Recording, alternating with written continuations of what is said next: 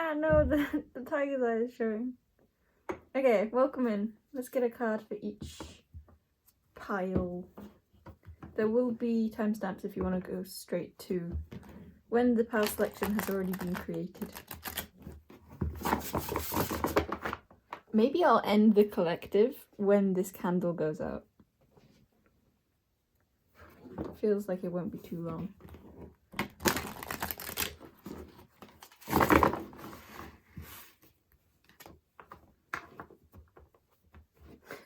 Chop chop. Why did I feel that sense of like chop chop? Like hurry up. I had reason then, but it didn't come out. Formulate that into a message, should you desire to do so.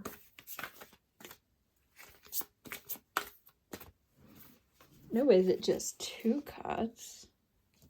I have 3 crystals beside me. Oh yeah, I was kind of wondering like how many cards would come out. There's something about like stating the obvious here, I feel like, or like half. It's like I'm saying half of it but not finishing my sentence, or like not giving reason, or there's something like just plain and simple, especially about pile 3. Okay, those are the 3 piles. This is the back of the deck. Maybe we'll look into that for the collective. Welcome in, pile selection. Pile 1, 2, and 3, and then with crystals, pile 1 has Selenite, pile 2 has Labradorite, and pile 3 has Tiger's Eye. Hey, look, the point fits that card. Hey, yeah, and the Labradorite feels like it fits this too. Something about noises for this this video. And the Selenite. Yeah, Selenite does feel like it is kind of in a point, but it's like loads of different lines. As opposed to the smooth Tiger's Eye. Okay. How's that looking? It's looking in the downwards direction. I have a thing on my camera. Wipe. Wipey wipey. Okay. See in your piles, there will be a collective right now. I have no room. I've filled up my area. I guess I'll move this. I wanted to call this deck a crystal then. I'll move this crystal back here. Actually, I'm gonna have to do a reverse. And then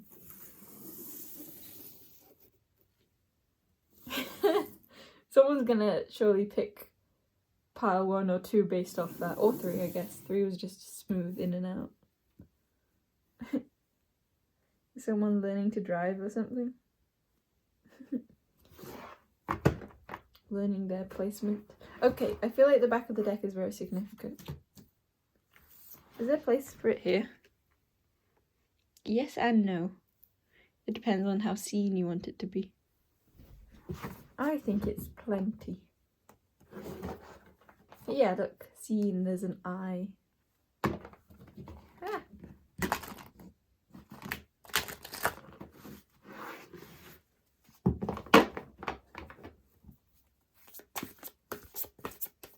I want to note that before the video, I wanted to add some orange and cinnamon oil to this candle, but when I got the orange one out, it like waited a few moments and then it started like not just dripping but like water flowing down of oil, well, oil flowing. Oh, this is an interesting one. This is like the most filled in back of the deck. I'm wanting to say it's more opposite than usual. Opposite. I'm thinking of opposite day. And that's making me remember a specific walk I went on with like friends of my family. Like my family and their family went on a walk, so that could be significant. Like large social gatherings or two groups coming together, forming a larger group, or multiple aspects connecting. But with a purpose, this feels like it feels what is this? Let's get some body cards. It's like I'm being taken to that walk, and while it is simple, it's like when you zoom into it, then it's like a whole other world. It's like when I'm viewing it from above, it's one thing, but when I really look at that opposite day feeling, like a specific conversation that I had within it. Did I even start the video? Yeah, I did. Why was that a thing? What's interesting about that is I've never checked and then the video has not been on, and yet I often check. So there could be something about like double checking when you know that there's nothing to double check, or like there's little reason to be worried and yet there is worry here. Lips, yeah, I feel like there's something about like specific conversations, like it's not just the face, it's the lips, it's like specific parts of the conversation or specific like details of the overall concept. I feel like this has to do with a passion of yours. This left card feels to me, well, wait, first the first card we got, the back of the deck, which was like seen/unseen. It feels, I heard the word or phrase cosmic order. Interesting. It felt like a perspective of your own soul and what you feel like you wanted to do, or like your, like the energy that you're wanting to imbue into something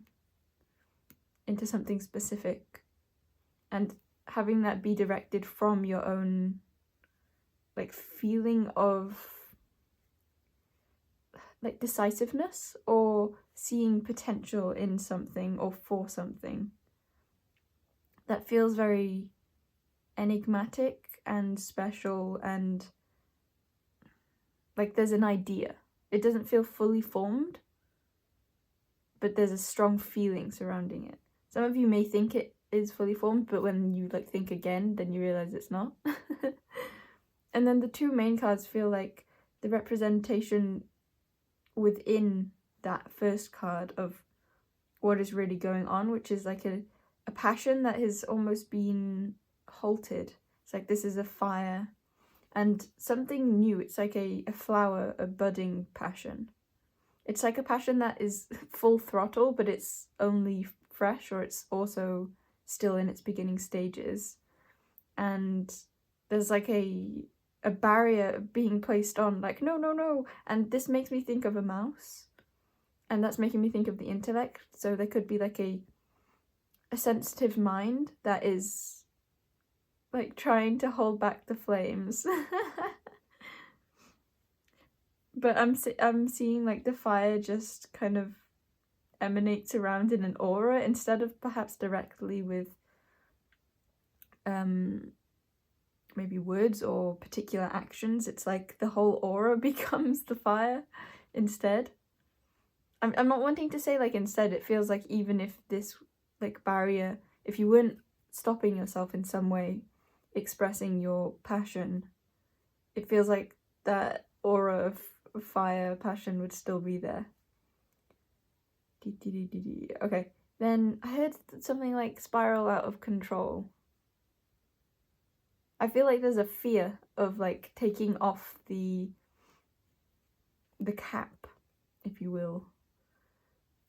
Like that, there's a fear of it spiraling out of control, or not being able to focus your attention so much as being carried away by it, or getting lost with it, or burning that which you're trying to foster, per se. I feel like something along the lines of like me describing that I think that is maybe I'm not sure, but there's something about like me getting carried away was actually what, or me like, I don't know, there's something about how my expression became halted and I lost like inspiration, or I lost what I wanted to say. I'm very confused in this energy. I'm not sure how much of it is to do with the fact that I'm tired right now, but it's not like energy. It's like I feel whole in my energy, but my eyes are really tired. So that could be very significant here, because with energy work like this, I'm sure I could easily just be suddenly awoken by the energy, or become less aware, but I'm being really drawn to that part of myself. There might be particular aspects of yourself or of what this is on about that you become overly focused on. And it's almost like you're focused on putting the cap on to keep something down, that it's like you become less aware of how obvious it is, or of how your energy is pouring out. I wanted to say like in other ways.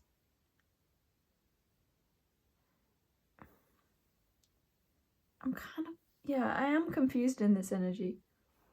But it's an interesting feeling, because I feel like there's no need to be confused. I feel like you're feeling confusion or something like of being like held back. You know what this feels like? It feels like you feel like limited at certain parts of your life, or you feel like something isn't working out. But in other areas, and you're not realizing why, and the reason why is because of a primary focus you have, which you're not allowing to be in its natural flow.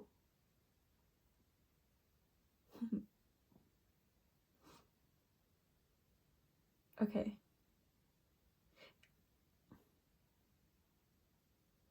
Yeah, this feels like the kind of reading I would not want to rewatch because of how jolted it is, or like it feels like I'm not really getting anything. So I wonder if you're feeling like that, like absent in some way, or you're feeling, I feel like you feel held back in some way, or like you're not being given something, or like your passion or like your fuel, your life force isn't like you want it to be, and the reason is because you're not allowing it to be. Like you have a resistance to that. It just might not look directly like that, because it's like, okay, an example is like you want to have the energy to cook like a full meal for yourself, but you feel too like exhausted to do that, and you don't know why, or you just you wish you could, you wish you did have the energy to do that, to cook this full meal. And the reason is because your passion is to play like a certain game, and you haven't been letting yourself play that game. And even though like logically maybe they don't correlate, within your energy it's like you just placing a cap over that which you desire, that which fuels you, that which it's not like that which fuels you, because the example isn't like that the game is feeding you. It's literally that you already have that fuel, that food, that life force, plenty to cook the meal. Even if you weren't to play the game, it's the very fact that you feel like you need to hold yourself back from playing the game. It's like you just keeping yourself at a minimum, or at, it's a sense of like rejecting a certain part of yourself. Yeah, okay. And then moving on to the next card, more it felt like, yes, the life force in the center, which I wasn't even noting, which feels like you. It's like my whole mind of this card was going to the fact that this was a mountain. And I wasn't seeing that it was full of energy. So you might have an idea around like something in particular taking more out of you, but because it's like there's steps to do, or like it's a goal, or it's work of some kind. But the reality is that like it's a fire. It's an entire sun. It may not look like that on the surface, but the very thing that you feel like will drain you will, or that you feel like is less able to give, or this is confusing. I'm not seeing like a direct line, which feels like the situation. It's like there isn't like a direct like energy flow. It feels like the energy flow is coming from different directions. But yeah, the fact that I didn't see the sun, but then as soon as I got onto the card or decided to do it, then I was like, oh yeah, that this is an entire sun. Feels like it really fits for you. It's a feeling of like seeing something as more work than it is, not really seeing the soul in something, or like the natural essence of something, or what is beneath the surface, or like the reason why you're doing something. It's a feeling of like getting caught up in the details and forgetting that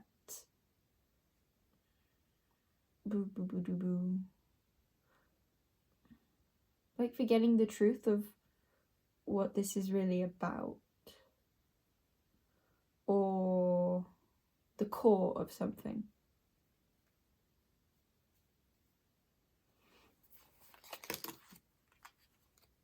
Okay, I will take those cards, but I feel like it's not too important.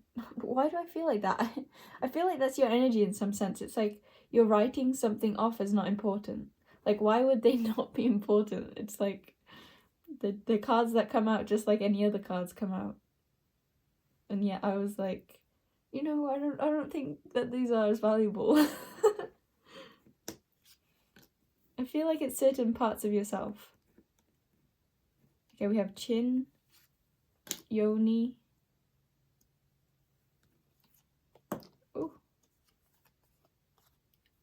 temples, and forehead.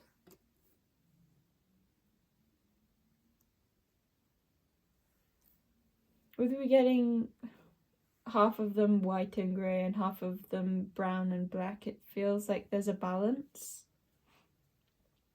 I think that balance is something you're not wanting to acknowledge. And I'm even noticing, I'm pretty sure, I'm not sure if this is true, but I'm seeing this, that the both white ones came upright, which is natural for white because it's a masculine energy of, I'm going to say just being seen, like illumination. But the two brown ones came upside down, and that darker energy is more of the feminine of being unseen. And I feel like perhaps you have a perspective on something that, like a part of yourself, I'm going to say this is, but you can direct this to outside of yourself if you think that's more applicable. You have a part of yourself that you're deeming as like unseen when it's supposed to be unseen, or maybe a part of you that is more active that isn't supposed to be inactive or hidden. It feels like you're in your element, but it's like you would be in your element if you would allow yourself to flow with your natural inclinations. Okay, I'm going to drink some water, then I'll have a look at the back of the deck, because I haven't really focused on that. And maybe get another one here.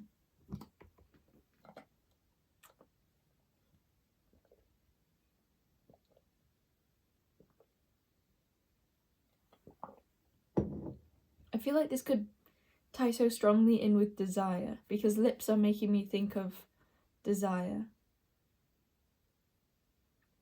Like wanting to kiss something, wanting like a sense of intimacy. Oh yeah, I haven't actually read those either. I was just reading like the concept of them. That feels like it's what I was talking about for you too. Like you had kind of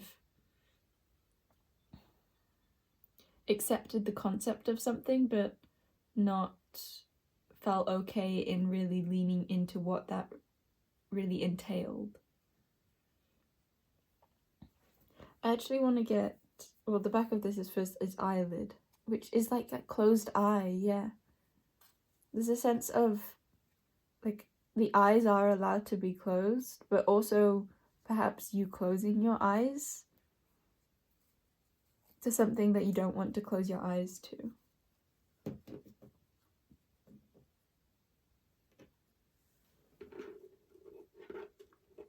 Did I say I want to get a yes or no card for here? I'm not sure if I said that aloud or not.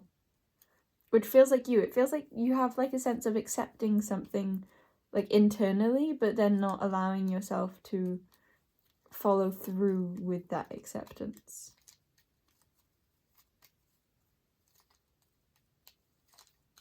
Or perhaps you thought that you were being more accepting than you realize or are realizing perhaps that you are being, or I heard like something like Ra being? Oh, Ra, like a being of Ra, the sun. Yeah, and the fact that I'm feeling like I'm doing your reading in more of a tired energy feels like it so fits. Wait. Okay, that's not popping up. The back of the deck is maybe with smiley faces. But the one that came out was no. Which feels like that sense of, it's the same thing. It's like the truth, the back of the deck, the baseline feels like a yes from you, perhaps towards your desire, but then what you're showing or what you're flowing with is a no. That can also be very directed towards you in another way if you feel like that's true. Like, for example, if you asked a question, maybe that's the answer. There's something about how I wanted to say exclamation mark to the yes when it was actually smiley faces, but it's actually on the no card. Which makes me think, for one, that it's like you are showing part of this, or you're allowing this desire to be like partly there, but not fully.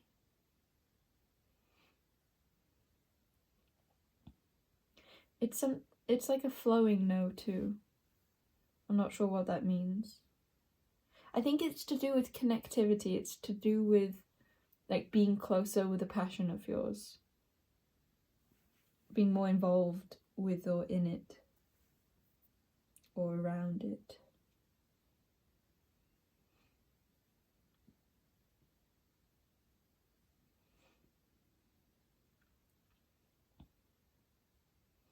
Yeah, there's a sense of you saying no to your desires in some way. It could have strongly to do with that which you're wanting to birth, that which you're wanting to create. But I'm wanting to say more experience. Chin. I'm knocking my chin. I'm not sure what that means. Temples and forehead.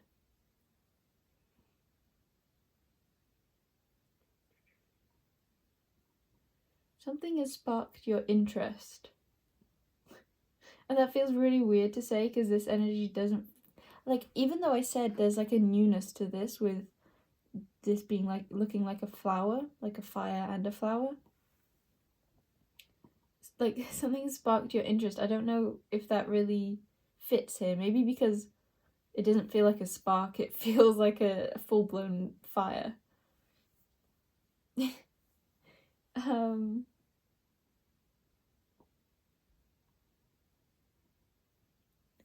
wonder why I'm in this energy. Are you feeling like that? You're wondering why. I feel like it's like you're wondering why you're feeling a sense of no. Okay, I feel like we've established that. Let's move this forwards somehow.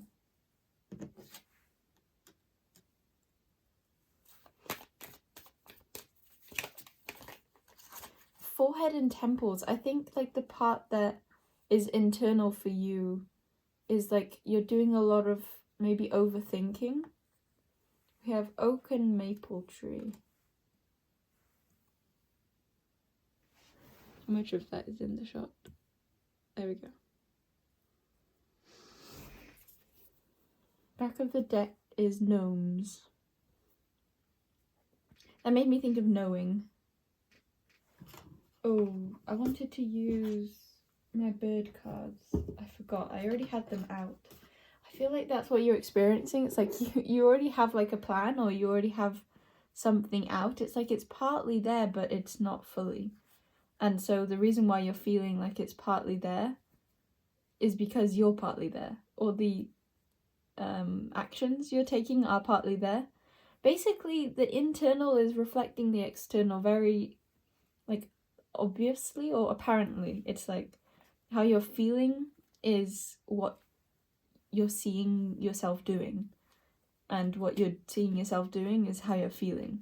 So if you're wanting one of them to change, then changing the other reflection feels like the way to go. Like if you're wanting to feel more invigorated, doing the things that make you feel invigorated. It feels like an obvious thing, but it's coming through. Maybe it's a bit of like an aha moment. Yeah, I feel like I need to reiterate that. I had planned to use this bird deck already. This was actually the plan from the beginning. I didn't think of the other cards until after. I had kind of forgotten about the bird deck. Yeah, it was out of the case ready.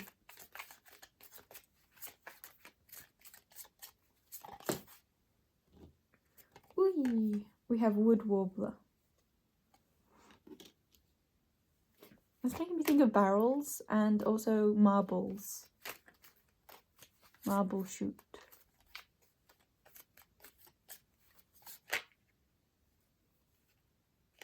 I had creatrix again. I say again because I've said that in another video, I think. And I don't know marsh tit. I don't know what that is. If that's a thing. Okay, let's put these bird cards back.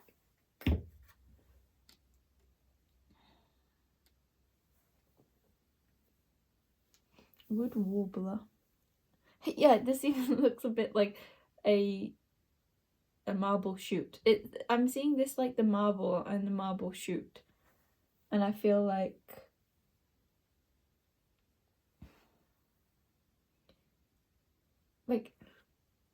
you're wondering why the marble shoot feels empty. Something along these lines. Or why the I don't know, the canvas has no paint on it, or why you can't think of anything to paint on it or something. Why your paintbrush has no paint on it. And the marble is right there. It's like the marble is on top. You could like grab it and put it in the chute and start painting. Why aren't you? I'm seeing this like a comparison, like the marsh tit. It feels like how you're viewing the marble or viewing yourself or viewing the canvas. It's like you're seeing something as lacking colour, when in actuality it's fully yellow, fully established, fully fueled. It's like ready. Like the bullet is in the barrel. It's not in creation or in, I don't know, your pocket. It's like already already ready to go. Or maybe it is in your pocket and you need to like pop it in.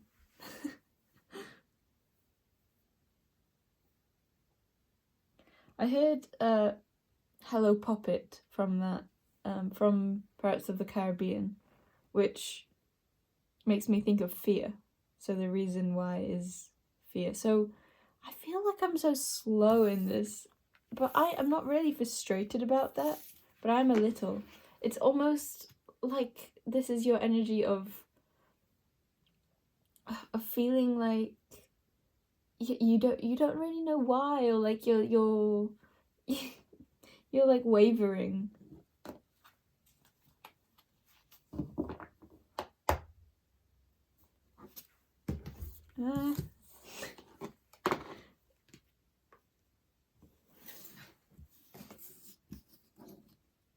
I feel like you need to like do a jump spin in the air.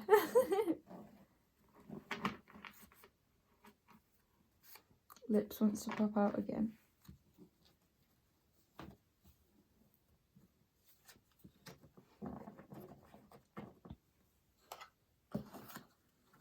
Oh, did the flame go out? No, not yet. It died down though. Oh, yeah, isn't that interesting? There's something about how I said I'd finish the collective reading when the candle goes out. Is that what you're doing? Like, waiting until your candle goes out? Okay, this is a helpful, like, relation, I feel like, because you're viewing, like, a certain candle of yours. Like, I'll do it when I have finished this candle or something. And then the truth is that you have like a full candle to the left. And I just realised I hadn't popped my phone's charger in the placement that I usually do. So there's something about like the setup taking a long time but not really needing to. It's like, it's not that you don't have the capability, it's literally just a matter of like looking around you and realising, oh yeah, I hadn't done that yet.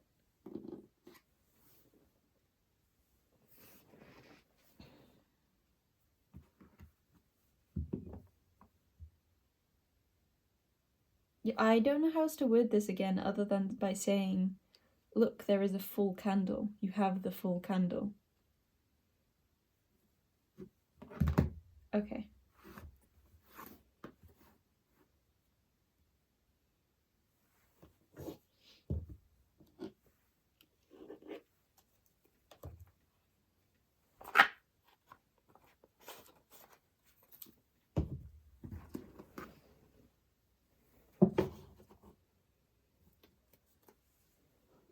What's the fear? Let's get a card. Let's get Sacred Geometry card. I feel like I'm doing it the hard way. Are you afraid of... What are you afraid of? Or what is the setback? Why the cap? I don't know why I'm so fixated on that word cap too. Maybe you're trying to understand why you're wanting something. Like, why am I so fixated on that? Okay, what is like the... Is it gonna... It's still going. What is the fear? Or the holding back? I don't even want to call it a fear yet. Is that why? It's like you're not recognizing that there is a fear that's holding you back?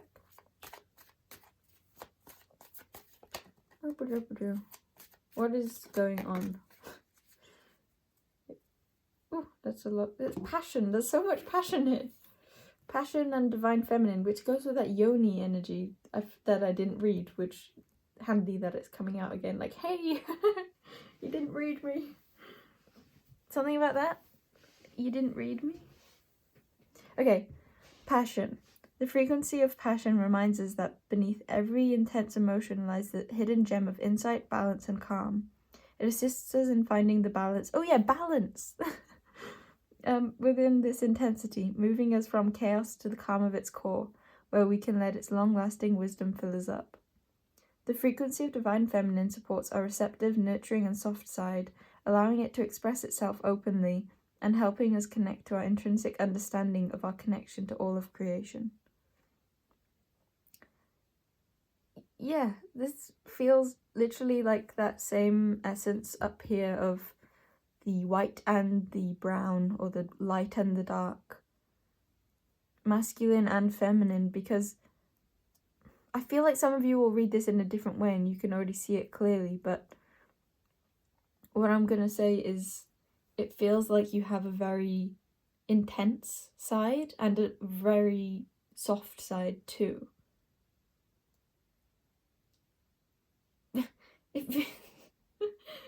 Is there just not a but? I feel like I'm continually reading it like there's a problem, and I think that's your energy. Like you're reading something as a problem, but I'm getting tripped up. You might be getting tripped up because there actually isn't a problem. Did it go out? I went out. And I noticed that when I said there isn't a problem. It's like you're ready when you realize there's no problem. Hot. Is there something about heat too? Yeah, okay. And with that, it's like my mind also, in your energy, was trying to find a thing about that. Like, what about that? But there's nothing really other than the obvious. It's literally like, yeah, there's heat. What? And? I can use this like a warmer. Hand warmer.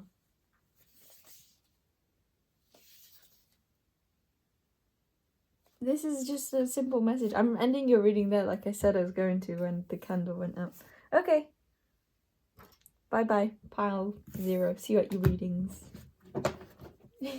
Okay, I feel very satisfied now. It's like I got to the bottom of that. I felt like I wasn't going to. Did you feel like that with your situation? Like you felt like you weren't gonna be able to fully experience something or fully get to what you wanted to get to? And then it's like, yes, finally. Magic. Communication. Magical communication. Dynamic. Let's get one more. I know I said I'll leave, but I'm suddenly in a much more pleasant energy. Whee! Earth. Feels like that's coming up because I didn't read the root chakra. I don't really think that, but I have to. I don't. I think that's also a fear of yours. I feel like you might look at like all of your reality like, oh, that's coming up because I'm not good enough in this area, or I feel like you view like the staircase in front of you as like reasons to show you that you're not like high enough up yet, or it's like there being more to grow. I feel like your approach to that may sometimes be like putting yourself down for there being more. But this is like an invitation to step into the beauty of being the learner, being like incomplete, feeling incomplete, having that be a wonderful thing, like a child yet to be born. Something's growing. Parts of yourself that you haven't discovered yet. Things to explore. Things to learn. So earth and fertility. I don't feel like reading them. It's like new life. And there's nothing wrong. I love that I had to say that. Because it just feels like your natural mindset, like I just said before, is to like look at what's wrong. But it doesn't feel like there is anything wrong. Or okay, I don't want to say that. What I want to say is that wrongness is a perspective.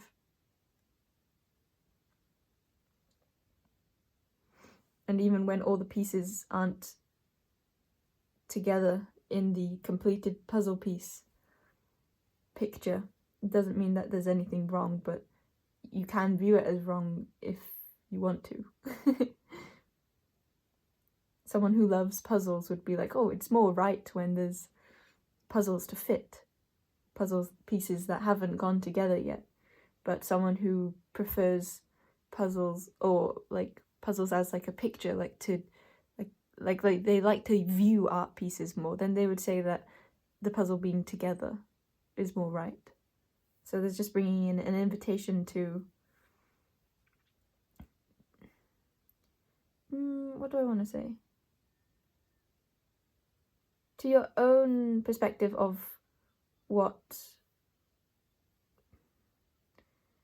where you are can mean, or how you can view your own budding nature, your own fertility, your own sense of possibility, your own sense of not being somewhere else, being where you are, perhaps having a staircase in front of you.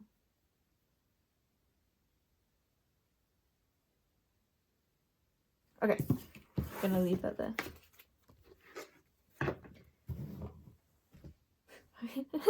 I really feel so relieved, because it's like, and I wonder if this is still your energy, because I was really like wondering, like, is this just my energy like at the start, or for like almost all of that? And it's like, now that it's complete, I can see that everything was as it should be. I feel like that is the message for you still. It's like, now that you are higher up the ladder, up that staircase, or now that you've formed more of the puzzle piece, you're remembering like, oh yeah, I actually quite enjoyed like climbing stairs, or actually quite enjoy putting together puzzle pieces. And maybe you haven't filled in the picture yet, or maybe you still have like a specific staircase that you're wanting to climb that you haven't climbed yet, but you've come to like a big sense of relief, like, oh yeah, everything is okay, or okay, I didn't have to already have created the picture before putting the pieces together. Like, it's okay to be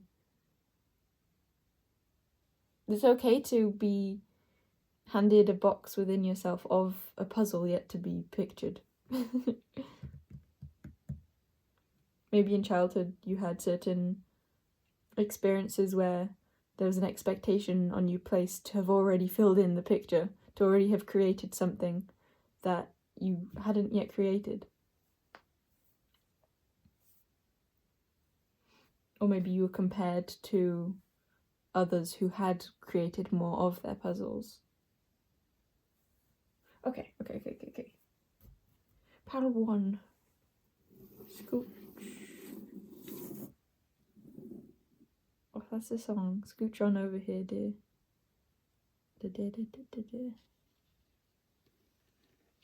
Water. Then think of song.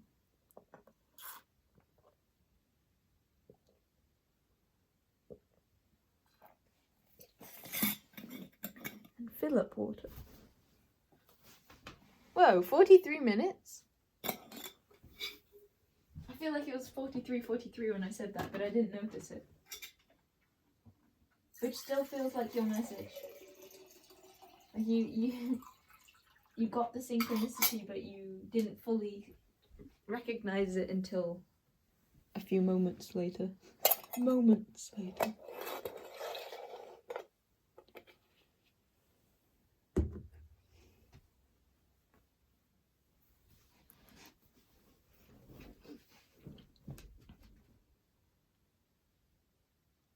I'm trying to think of that song. Okay, welcome in, part 1. I feel like Scooch on over here, dear, could be a specific message for you, because that's the only part that I'm hearing of a song. Maybe that song is significant if you know it, but if not, no worries. Or many worries, up to you really.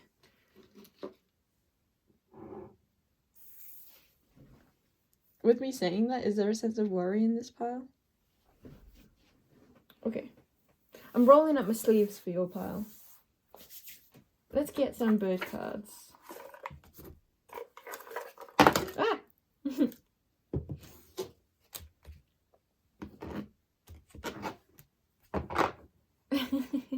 I feel like you have a certain competence to you. Oh, I want to use that deck. Yeah, I feel like you would be able to multitask very well. And interesting that I say would be.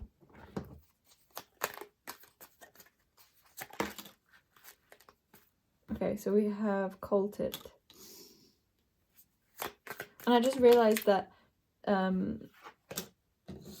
had kind of learnt that bird name, but I had forgotten that I had learnt it. And so I'd read it. I think it's just those two, maybe for now. Raven slightly popped out, and the back is a wind chat. Well, that's kind of the front. The back is, oh, like a, I want to remember this, I don't know why. Like a black-headed gull. Yeah.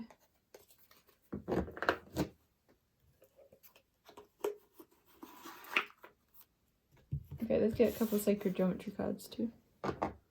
Oh, that's not in the shot, is it? Nor is the Selenite, like, at all. I feel like that's so relevant here. It goes with a couple of things I was already feeling. Like, the multitasking feels like you're doing things that aren't in view.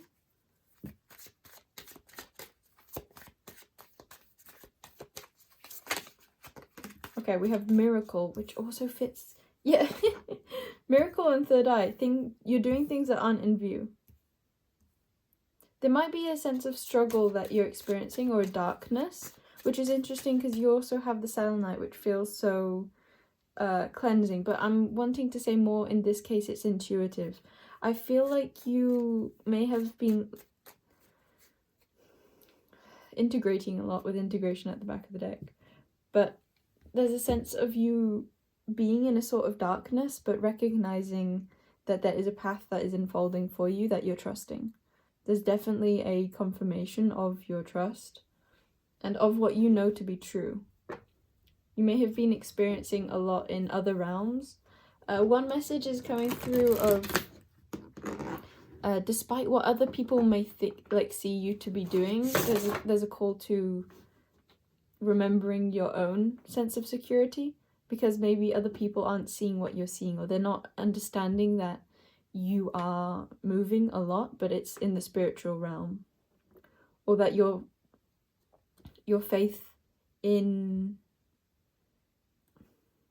what. So I'm wanting to say something along the lines of something outside of yourself. Okay, I'm actually not going to say more on that. So it's just highlighting your faith in something outside of yourself. I'll read these two cards.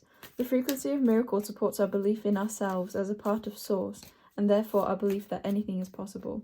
The frequency of the third eye chakra, the indigo flower of life, supports our intuition and our inner knowing, our imagination and our psychic powers. Yeah, your intuition feels very strong. But actually, and back of the deck is conifer, which feels like pine cones and the third eye chakra. It's interesting because I'm not actually... how do I say this? It's like I'm being very drawn into the third eye, but in a way that's different to usual. I wonder if that's what you're experiencing.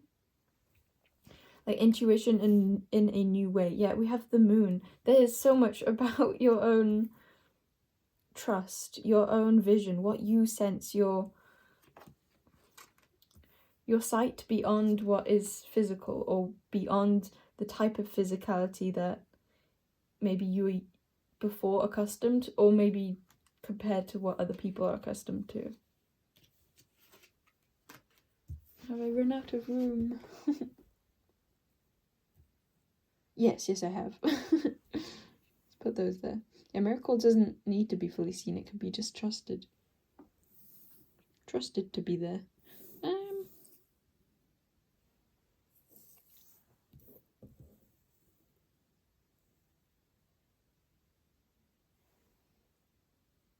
Yeah, it feels like it all fits in the end.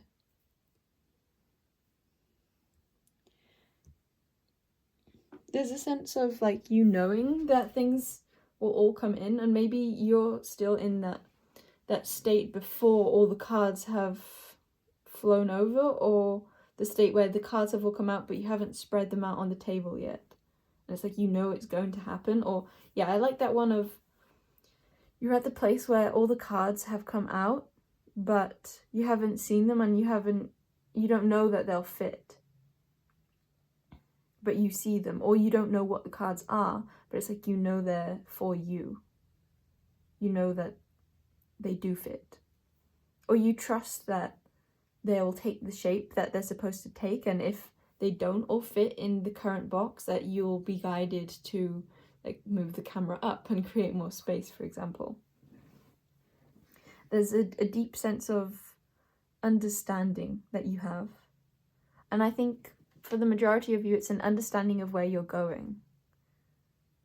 Or I think that's not true. I think it's very different for all of you. But perhaps in me saying that, it's more that your perspective is that this is more talking about your path forwards, but in actuality it's more just a reflection of who you are. Like it's more present than maybe you're viewing it to be. Okay, I haven't actually read these aloud, so cherry blossom, tree, gnomes, Andromeda, empathy, the moon, another universe, hawthorn tree, ash tree, human, and Zeta. I'm being so drawn to Zeta being a constellation, and I'm even blanking on that right now. Zeta Reticuli. That's so weird. Maybe it's not a constellation. I'm suddenly unsure. Is it maybe in like reticulum? I don't know. Okay, but I'm being drawn to... Okay, no, there's something in that. I feel like I need something else. I'm gonna get a yes or no card. Okay, there's something in how they shuffled. The ones that are being shown are both process feelings and try again and no, but I'm actually feeling like it's more like the O, but it's wobbly. Which makes me think of the another universe, because to me this universe is very circular, but another universe could be more like wobbly. And it's actually making me think of also a sense of like a miracle that you're sensing. It's like it is viewable. We have the third eye, but it's not grounded yet. It's not fixed. It's not in its proper shape. It's like I know that Zeta has to do with a constellation, but I can't pinpoint how. So you might not understand a lot of the hows in your situation, but you do have a strong knowing surrounding it. You also might be feeling like you used to know something and you no longer do. With the moon in particular and another universe feeling, it's like once you were tapped into the full plan, it's like maybe a feeling of connecting to your soul and the plan that you had for this life or this particular experience within this life. So it's like a feeling of you know that you know more, but just you know also that you don't know that. Like the full knowing isn't present, but all that you need of that full knowing is. I'm gonna keep these out.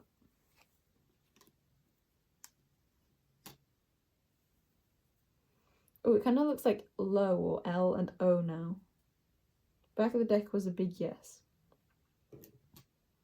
I kind of feel like that's so significant. It's like what you're seeing with your third eye is the big yes, but and it's so grounded too. See how it's like jagged yes? This yes and no deck has like lots of different kinds of yeses and no's. But this isn't a wobbly yes, this is very fixed. So it's like you know how grounded and how reliable something about your reality will be, but currently you're experiencing a no. Like what the outside is looking like is a no. I'm unsure what the both means. Maybe that will be very significant for you and you'll know what that means.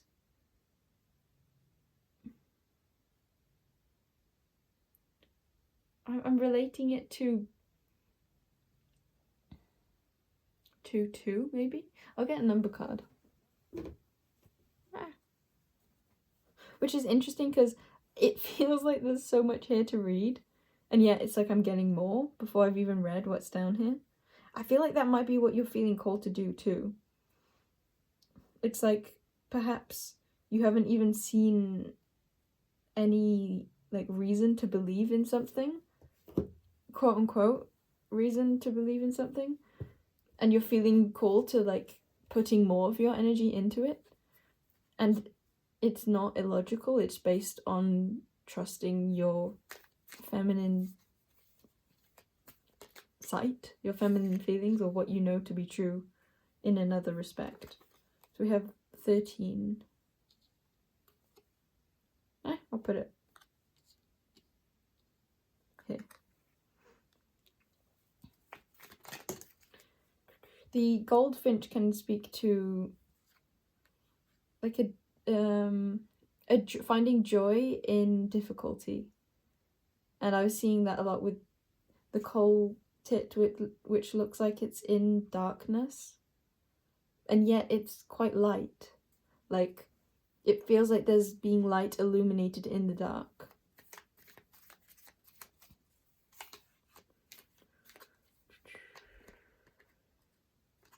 If you know what this plant is, or this tree, it feels significant for some of you, so I'll hold that up. Okay. It feels quite psychic. It feels knowing. It feels connected to so much.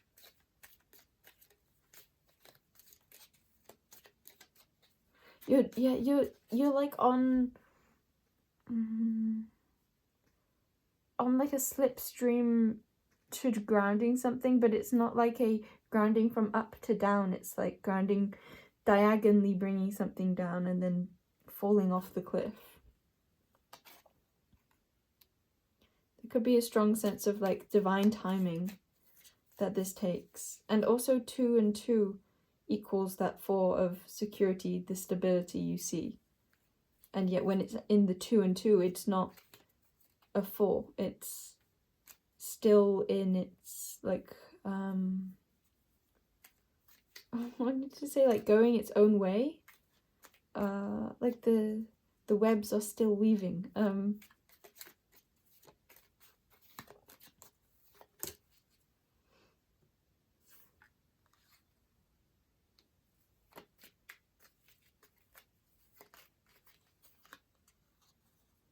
We have 1, 1, 1, 1. I feel like it's this way, but I'm wanting to put this upside down. I don't know why. I feel like you have a lot of but I don't know whys. But you're very much allowing yourself to go with the flow of that.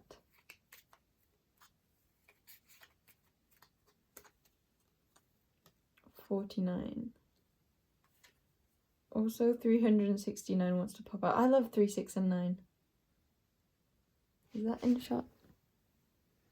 Where do you want to go? He can be at the top. Because he's the best one. And back of the deck is 16. Okay. I feel like you might be continually being guided to get more pieces to the puzzle, or to put more energy into something that hasn't like really begun to be anything yet. You're feeling called to like keep getting more. It's like I'm seeing other people looking at you. This could be an aspect of self or literal others looking at you like you're kind of crazy. Like what? Like like what are you doing? This has not given you any fruit. Why are you continuing to feed it? It's like the way things look on the surface is like you're pouring water on a dead tree, but you know that it's not a dead tree and you know it will come to life. It just needs like to meet certain conditions, like maybe the constellations need to align in a certain vibration to feed the specific core of that tree. And you know that you're watering it because it is still alive. You know that it has meaning. You know what you're doing, even if you don't fully know. Some of you might also be feeling called to sleep a lot, and maybe you're wondering, like, I don't get why. Maybe you don't see all that like integration that's actually going on beneath, but you trust and you follow. It could be the opposite also. Maybe you're feeling super energized, but again, there's like a sense of not seeing the fruits of your labor. And I want to also express how during that visualization of you pouring water, it felt like a daily thing, or like a continual thing. I didn't actually see like it every day, just continually you're pouring water on the tree, the dead looking tree, but you were happy. And that's what the bird symbolism felt like too. It was a sense of like you really being tapped into the truth of something, because it's not a begrudging sort of trust, intuition. It's a really like surrender feeling of being able to trust your own guidance, trust your own flow. Okay, I'm gonna reposition a little and then start reading like what these cards are. Like I feel like I read the birds and the third eye and miracle, but not really the main cards that came out, and some of the numbers I did a bit. So that feels like you too, perhaps. A sense of, let's move a bit more. It's like you read the beginning and the end, but maybe not the middle, because that wasn't time yet. I'm getting an image of like,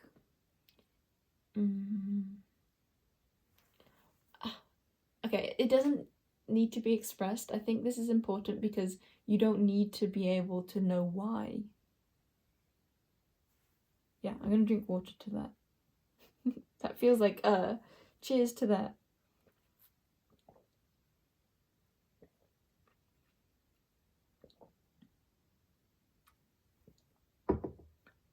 Cherry blossoms make me think of timing very strongly too.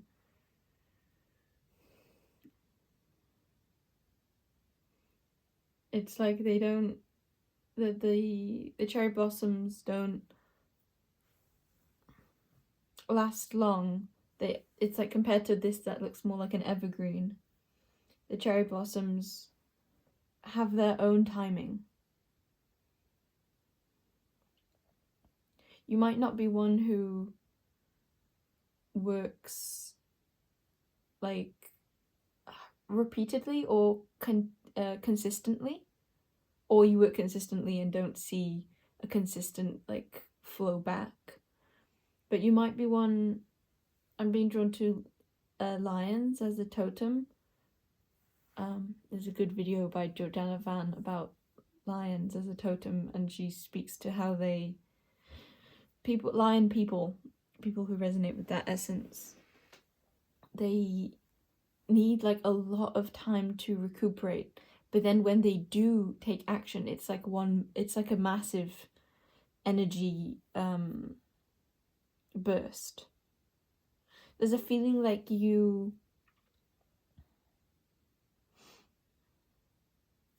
how do I express this? You just might not have the same sort of rhythm as other people, or as maybe you once did even. This might not be compared to others, but this could be compared to different aspects of self. This also could be how particular areas of life you operate differently to the rest of how you operate.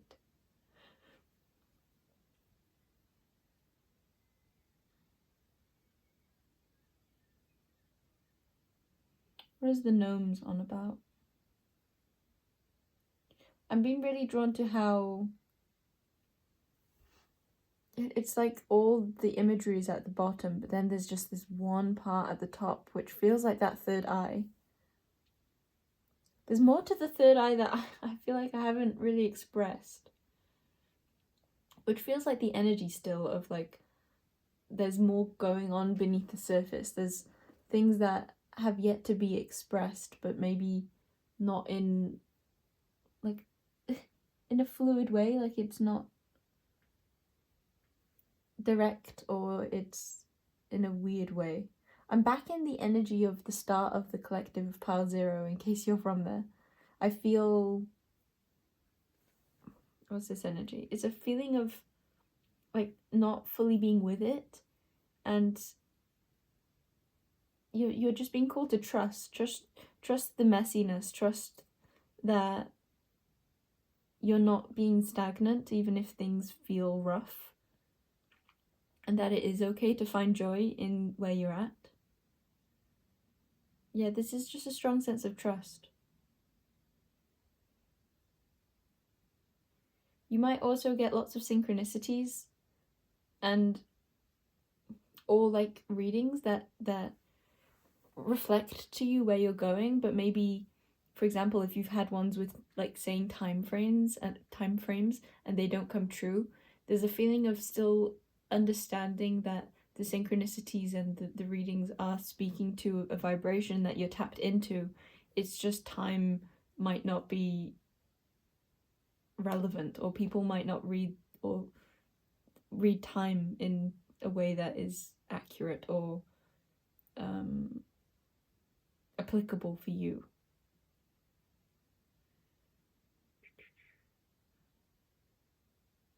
I don't know what else to say, because it feels like there's just a really simple meaning and message here. You might sometimes try and understand more, like you might try and really go into it. Like I'm seeing all these cards and I'm feeling like I should be going into them, or like reading, like what does this mean? Like why did this come out? But I feel like you're being called more into like processing feelings in a more relaxed way, or maybe if not that directly, there is just a sense flowing throughout this reading for you of trusting that you're processing so much and that your energy is shifting and aligning with that which you see it to be aligning, or trust that it will align to.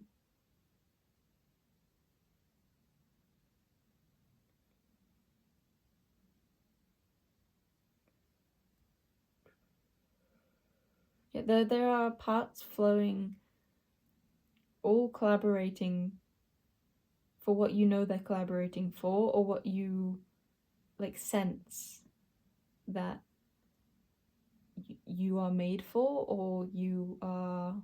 I'm seeing more like you are making for, like you're in the making right now.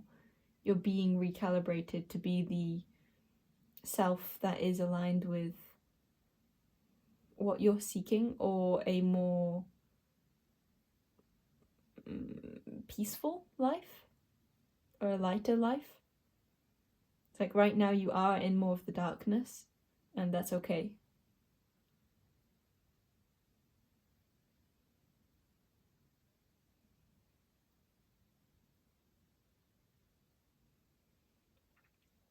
There's something about your skill set growing, but you might not recognize that until later on.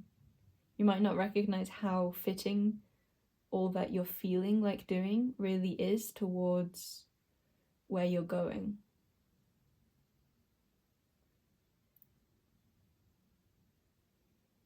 There's a call to really allowing yourself to flow with what feels right for you. I'm getting the example right now of someone who loves to game, but they feel like that's a hindrance, or they feel shameful about that. And the truth is that they feel like it fits for them, or it's like an intuitive, like, sensing that it is something for them still, or they still feel like doing it. And then later down the line they find out that they want to be like a YouTuber who does gaming videos or something, and it's like, oh, all that time I was like preparing, like I've gained skills in these games, or like I know what kind of genre I would do now because I know what I'm good at, or I know what I love.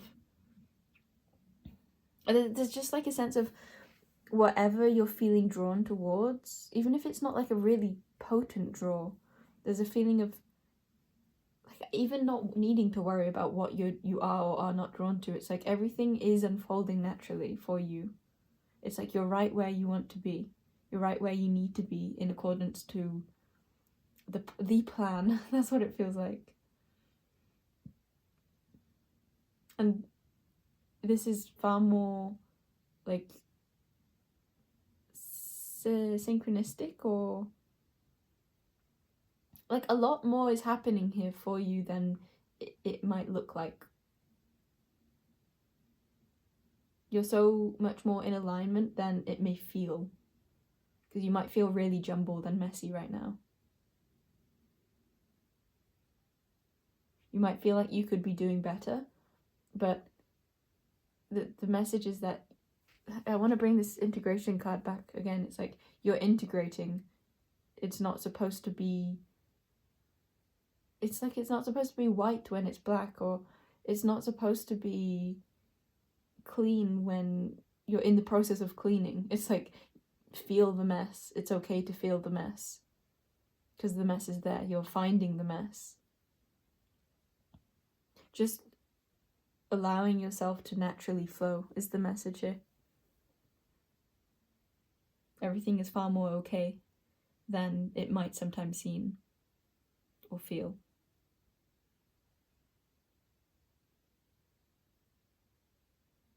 Yeah, there's a sense of allowing yourself to follow what you're feeling drawn towards, even if it doesn't really fit, or even if you don't know why. And same thing with like after you've done it too. It's like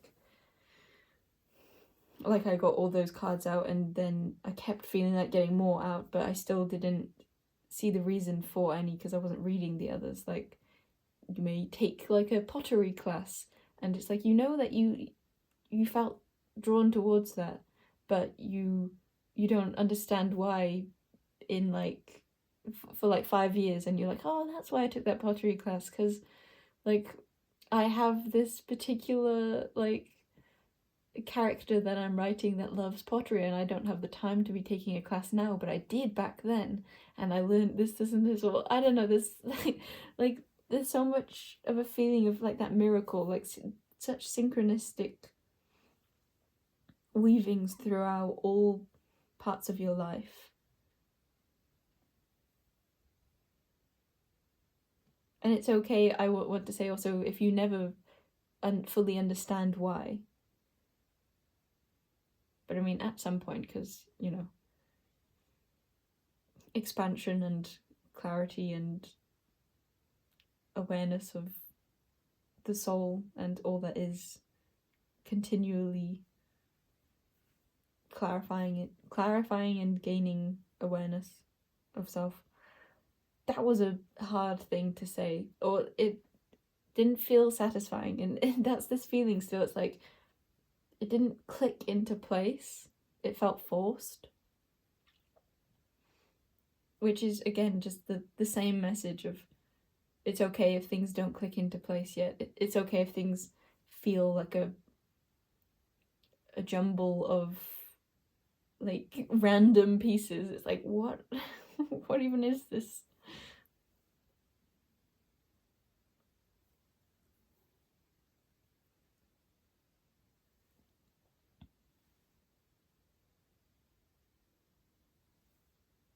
It's okay just to be you. It feels like such a natural process is what I want to say, that you can just do what makes you feel comfortable or do what you want to do, because this is happening like kind of despite what you might do kind of feeling.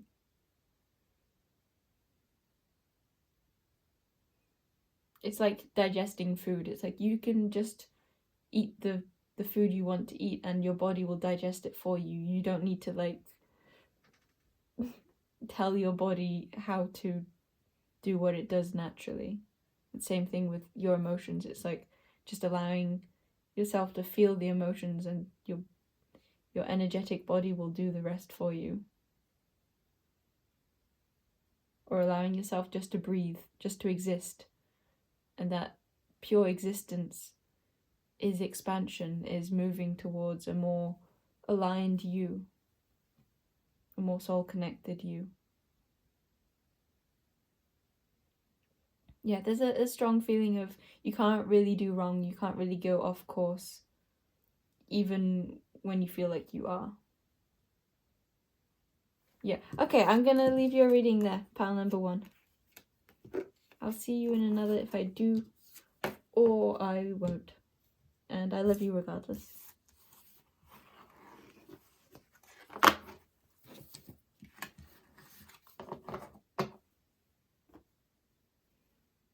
That felt like a weird expression. I love you regardless. I feel like that's a message here. Because saying regardless kind of implies that there might be like a, ooh, I might not love you if if I don't see you again. I can't see more things to say on that, so it just feels like an unconditional love flowing through. But maybe that was a very particular message for some of you.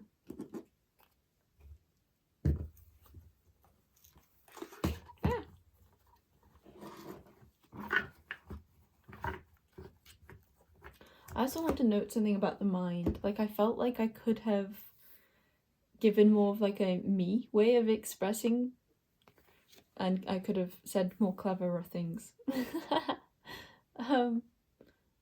But that felt like the reading itself. It felt like not being in full like sight, vision. It's like not being able to, or like not feeling like, it's not the inability to, it's like that's just not where the draw is. It's like that wasn't what the reading was asking for. It's not where your energy is being asked to be. In maybe a state that feels more like you. You're being asked more to be in a heavier place, because that's what you're processing. That's the energy that would be hindering you from being more expressive of that fuller self, that more aligned self.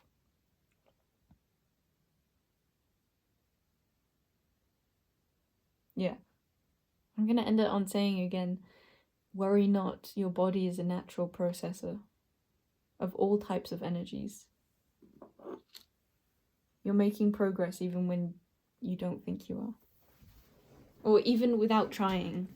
With doing, like, there's nothing that can stop change. There's nothing that can stop transformation. It's an ever-going process.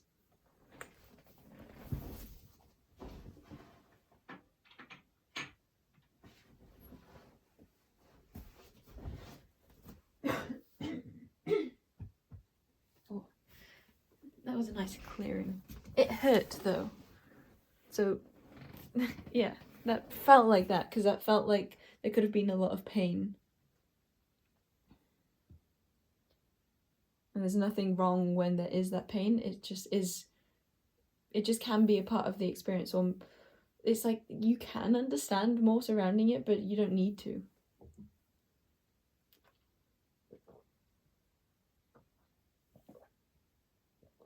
Okay.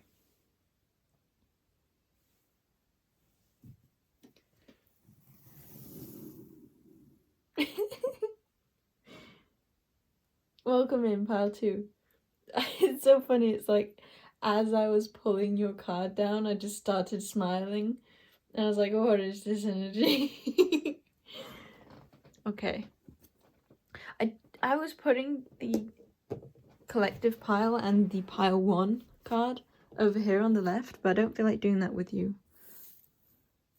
Boom, boom, boom, boom. I want to get an animal card or 5 for you.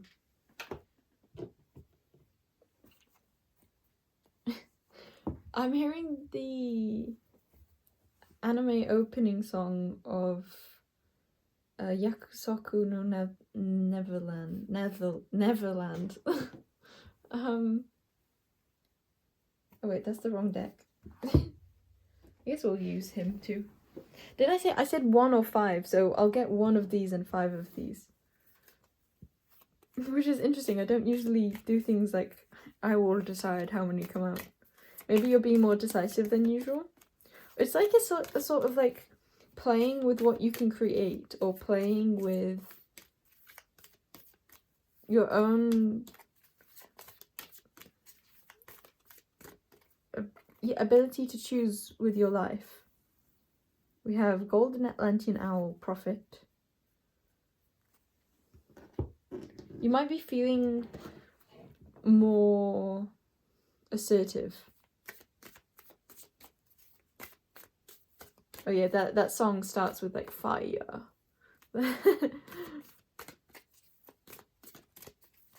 It's giving like a hyping up, but also being like in darkness.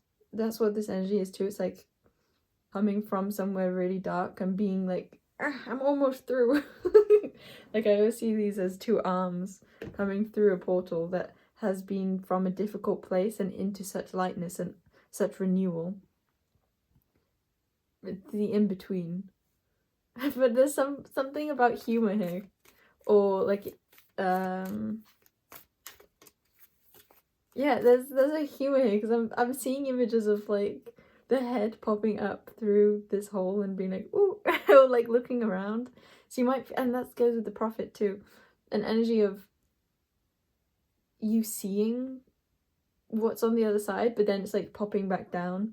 You might feel like you've been in the like middle of this portal between like darkness and lightness, or the old and the new, for a long time, because I'm kind of seeing this as like you as a being who's just kind of like become at home in the darkness, or in between the dark and light, that you're like, okay, what can we do here? Like a very playful energy. It's like you've made home, like in a place that most people would not call a home. I want these two. Yeah, I feel like there's something about decisiveness here. And I said assertiveness. Honey Badger feels so assertive. Like, I don't really care. I'm gonna do what I want to do. Then Black Jaguar, which feels very tied into the owl. Wow, yeah, it's an owl. I feel like because I say Golden Atlantean Owl with that card, it like distorts my view of what it really is.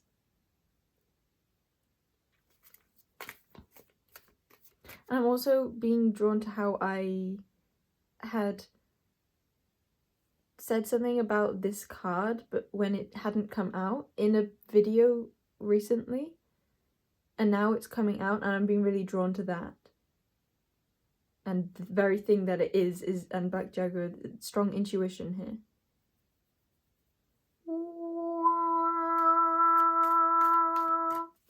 Even the way I'm wanting to place these cards feels like unnecessary.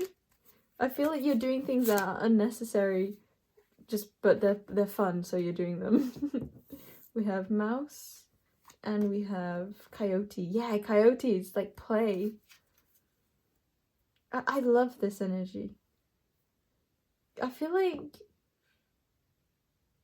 like many people could view your situation and not really understand how you could be so lighthearted about it, or really respect like a new sense of love that you've come to through this or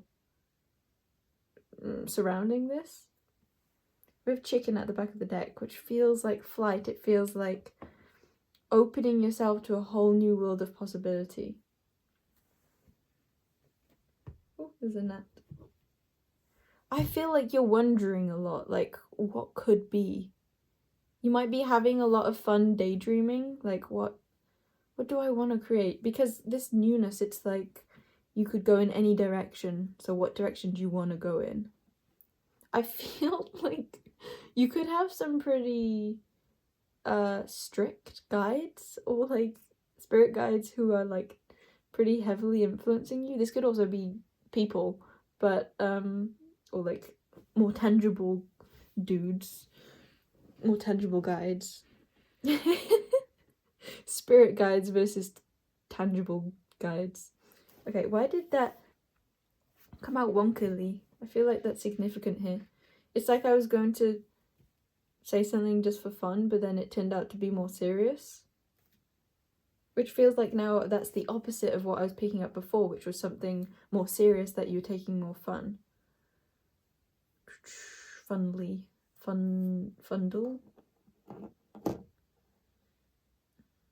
You might be clearing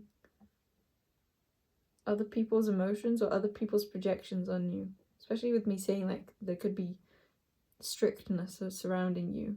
I'm just noting the Labradorite and that being a crystal that often or can help with like emotional regulation is what I'm wanting to say, or emotional clearing. Good one for empathy, or so I'm told. Well, it's not just, okay, there's something in this. It's not just because I'm told that, it's because I feel that myself. You might just be getting like guidance from other people and then realizing that you agree with that. There's a sense of sovereignty that your energy has. Yeah, for sure. It's like getting suggestions from other people, but with the full recognition that it's you that's choosing whether you agree with those suggestions or not. And I like how I am covering up the golden part, because I had noted before, like, oh yeah, it's an owl. I just kind of wanted to keep it simple. There is a simplicity here. I like it. And even with what I was saying earlier about the cards like popping out in, like I was placing them in kind of weird positions, it felt like it was unnecessary to be even having cards or having the mouse cards. Interesting. I was going to say the animal cards. Mouse card is unnecessary. I feel like the mouse card is worry and the coyote is not worry. You might be one who, like, I'm getting an example of, like, you might be one who has a lot of anxiety, but you don't appear that way, or you're also, it's making me think of, like, someone who does things that brings them anxiety, and it's like, why are you doing that? It's like, you know that stresses you out, but it's like, oh, but it's fun.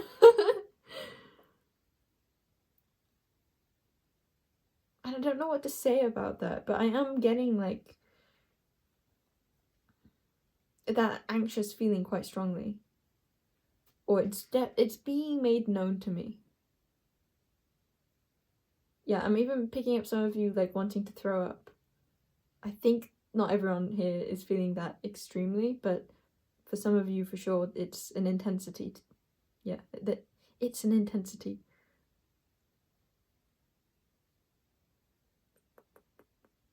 There's something about, like, the groundwork of your intuition, or the groundwork of what you know that you could be, or what you know you're stepping into or going towards, or what makes you feel like you could go in any direction.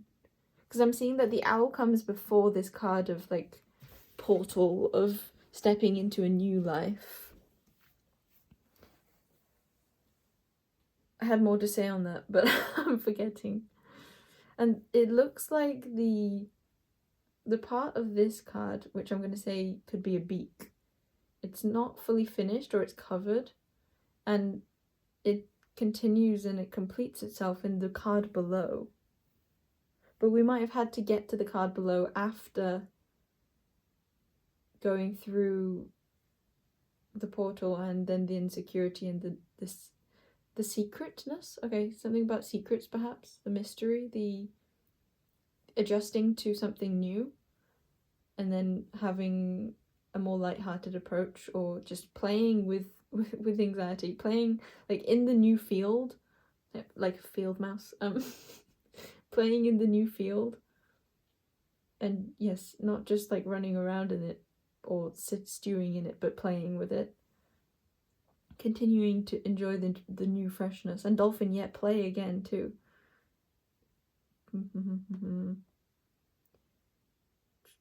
It's like a cleansing cleansing play, or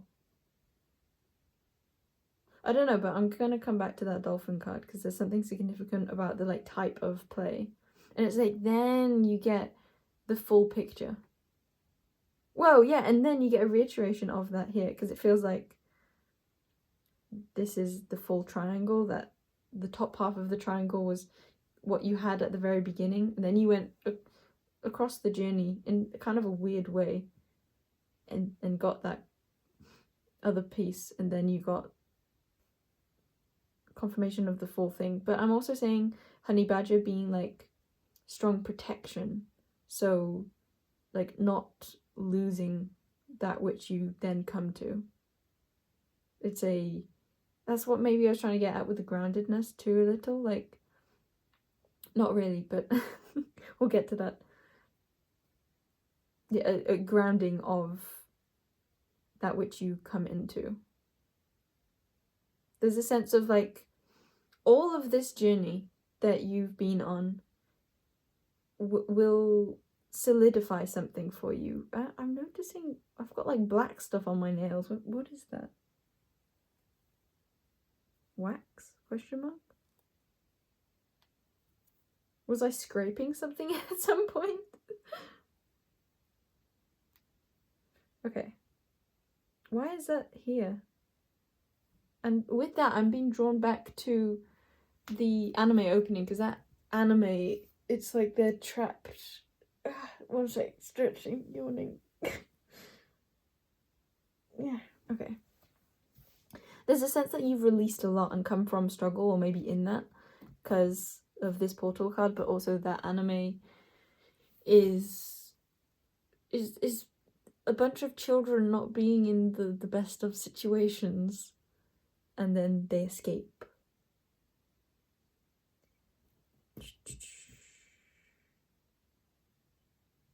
Okay, my mind can't get off this, because I just thought, and this is relevant, I'm not sure how yet, but my mind was just thinking, oh no, I spoiled that for anyone who wanted to watch it. And like having an owl at the start is like, spoiler alert, like you already had the spoilers from the start. It's like you knew what was going to happen all along. It's just you had to walk that journey too, not just see it. Why did that feel like such an aha moment? Like that felt like it really clicked something into place. Like you had to walk it, not just see it. It might put into perspective like something of why it took so long, because maybe you hadn't understood why things hadn't instantly manifested the moment you saw them, because you saw it as truth. But you also needed to walk that truth, or walk the whole journey. It's like I'm hearing like a picture tells 1,000 words, and it's like you got the picture from the beginning, but then it's like you had to write out those 1,000 words to describe the picture, which was actually what created the picture. You know, like AI, like when you like type words, type a description that then creates the image. That's what I'm getting. It's like you had an idea in your mind of what kind of image you wanted to create, and then you went along the journey of writing all those words to create it, and then that's when you get the AI presentation of a picture. I don't know why that sounded like I was making fun of AI. Maybe AI, because that looks like A and that looks like an I. Okay, that feels like I was trying to make sense of something, but that just didn't make sense. Or that had no, that was not an explanation for something. I want another card of 4 for you. There's something about you being so decisive here that I haven't really pinpointed, and it has to do with the dolphin card. We have present and past. Yeah. Love this. Okay, and back of the deck is Draco. Oh yeah, that decisiveness. And also books. I love a good book. Books and pages and words and things. We read them, then we tell each other all about them, yeah? That's a thing.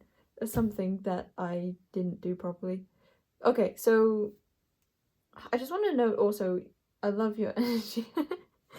It's so light-hearted in something that feels not light-hearted. It's also giving that anime example again of like, that anime is enjoyable to watch, even though it's like things that are happening that aren't enjoyable. I just think that you bring a lot of excitement and I don't know, somehow like joy or presence or pleasantry to difficulty, or to that which is dark or is also non-pleasant and also non-joyful. Question mark? You make me question the boundaries of joy and where that can really be experienced, or what that really is.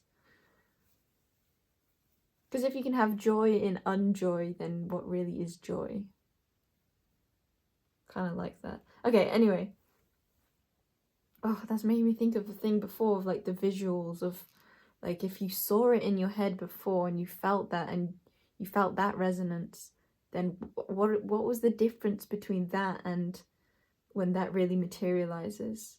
And that's what this whole journey for you was, exploring why you weren't where you saw yourself to be, or why you weren't the you from the future. So I love that the present came first and then the past came, because it's literally like you experienced where you are right now in the past, and then you had to go and experience the past to get to the present. I feel like I didn't actually explain that in the way I was seeing it, but maybe in a way that made more sense, or maybe less sense. Okay, there's something about like you can do it 2 ways and both ways take you home. I'm right now seeing a white and black bird going wee wee wee wee wee wee wee. It's a seagull and a blackbird, I think. Which is weird because I've never seen that before. Unicorns coming third. It feels like a future energy, but I do have a future card and that didn't pop out. Unicorns is also making me think of how they're so like idealized, or like there's a strong perspective of like healing and lightness and I heard the word frivolousness, purity and just nice stuff, rainbows, but also they have like a whole other persona that's very dark and very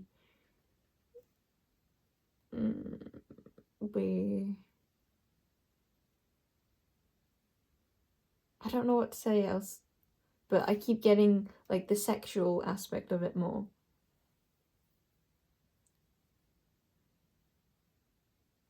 And now I'm like scraping my face, like what? But it's interesting. It's like I was doing the action of what without feeling that. It feels like the way something has manifested has been like not normal or just experienced in a way you hadn't before seen as linear, or hadn't before seen as, I heard attractive. So maybe it's like you hadn't wanted the type of journey that you have experienced, like you wanted it to go in another way. But I feel like that word attractive might relate back to that sexual energy, and I wasn't wanting to say that. Also, the position I'm in right now is really weird. It's like I'm on my knees on my chair, but I've been like that the whole time, and that's not weird. But my arms I have behind my back, and I'm holding this, but like it's behind my back. I guess like puffing out my chest. Am I just like creating a unicorn horn, but like behind me? I feel like that's it. It's like the unicorn horn isn't at the top of your head, it's behind your back. Or instead of like something like your energy being directed in front of you, it's directed behind you, which is, yes, the past. And with Draco at the back, which reminds me of time. Oh, we should use the other deck, which has a time card.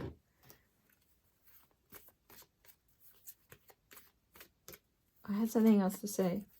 It's like I gave you half of the message, but not the actual message. Or I gave you like my thought process, but not what the thought process was on about.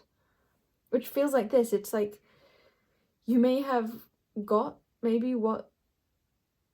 Yeah, it's like you got what the thought process was on about, but you didn't get the thought process that explained what it is that you got until after.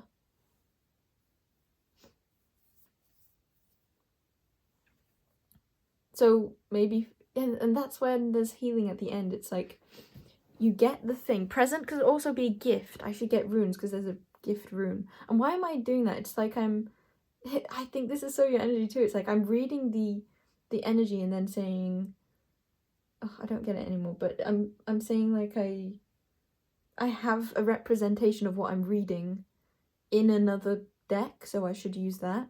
But there's a sense of like, why? Because I've read it already. It's for play. There's something about this dolphin of like, because it's fun. And I feel like that might even be your soul's perspective. Like, why did we do it this way? Because it was fun. Okay, we have the perspective card and detachment at the back. This feels like oppositions. It feels like, okay, not oppositions, but like having detachment feels like one perspective because it looks like this. It's being handed. Oh yeah, did I say present like a gift, like Gebel? Like something you got given something, but then you had to understand what it was that you were given. And that's when maybe you were fully given that gift, or you were fully able to appreciate the gift or accept the gift. Maybe it was presented to you. A present was presented to you. Ugh, I wish I could say like in the present, but it was in the past. A present was presented to you in the past, and you only accepted it once you understood what that present was.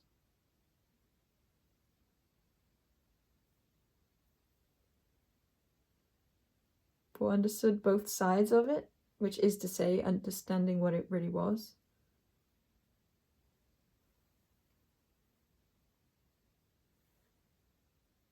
There's something about like the lightness versus the seriousness, or sexuality and attraction versus a purity and a innocence. I feel like I didn't want to say that the second time. What was that? What did I say? Sexuality and attraction, and then purity and it was another like the white light side of attraction. Maybe like uncatchability, like untamableness. But I feel like the part I was trying to describe, like the rainbow part, is more like something you can touch and soft and cuddle into. Okay, I don't know, but that was a message for someone. You can swipe it by if it doesn't fly, if it doesn't feel applicable. Or maybe what are the like unicorns that can fly called? Pegasus? But that's like without horn, isn't it? I don't know. Pegasus is, or flying unicorns could be significant. Winged unicorns, winged horses. Why though? That's the energy here. It's like first you get the message and then you understand why. Okay. Bam bam bam bam bam. Oh, tears. Tears and detachment at the back of the deck. It feels like you may have lost what it was that you first received, or you may have lost. Yeah, I think that's simple, because also what I was saying at the end was the grounding of it, the having and not letting go, because perhaps there was a sense of having before, but not truly having, because there wasn't, like, you weren't the self that could grip this, you weren't the self that could root this.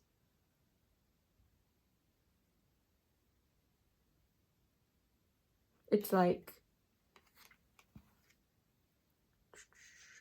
the you that you needed to be to see this wasn't the same shape as the you that you needed to be able to hold this. And that felt like, okay, that felt more significant for some of you than others. And I think that's a message too. More significant for you than for others. Okay, I don't get it. Maybe that's just a confirmation for some of you. Oh yeah, so what I was saying about this was that the detachment, the lack of that you once had, or that you experienced at some point, because then you go into the past, see, which I hope this is making sense. The past, going into the past and the present means, like, the middle part, the later part, you don't have what you once had. This is reminding me of, like, the final reading in a reading of, like, a video a few videos ago, or a couple. It was a good one. I think it's a few, in case you want to go there, or in case that's relevant. But I think it is relevant in your reading, your standalone reading, because again, it's like a reiteration, or like something from the past which is then the same in the future. Also, like, making sense of something, like, and perspective too. It's like you needed to, or you will need to, I'm gonna say needed to gain a different version of self, which is to say a different perspective, in order to understand something, which is to say be that something, experience that something. I'm seeing a magpie flying with something in its beak, like food, but it was so far away that it must have been holding something so big, like a whole loaf of bread, for me to be able to tell that it had something in its mouth. And now I'm seeing like a raven flying with something in its mouth. I don't see often birds flying with things in their mouths. And now it's like it rounded up. it flew across to the left, the past. Oh my goodness. I could feel how this could fit for so many of you. Oh, it's back. Okay, so first it had the food and it flew to the left, and then it like caught the attention of a couple other ravens, and then it like circled back right, and to the future, and the other two ravens like followed it, which is weird because it's almost like they were following it to try and grab the food that it had, so it was like it was both running away from them, like, ah no, my food, but also it's like it literally went there to do that. I know that so fits for some of you. I love that. Now I'm seeing a red kite flying. And I have no reason to say that. There's no message that I'm seeing from that. I just love red kites. I wanted to bring that energy into this reading. I'm getting distracted because it's flying down so low and it's making me think like, oh yes, I need to like walk down where it's flying a lot because it keeps going down there lately and I want to be able to see it that close up. Okay. Something about that, like you like going down the path that you know you want to go down because of like something about it's the experience. It's like grounding the experience, seeing something more presented to like more presently.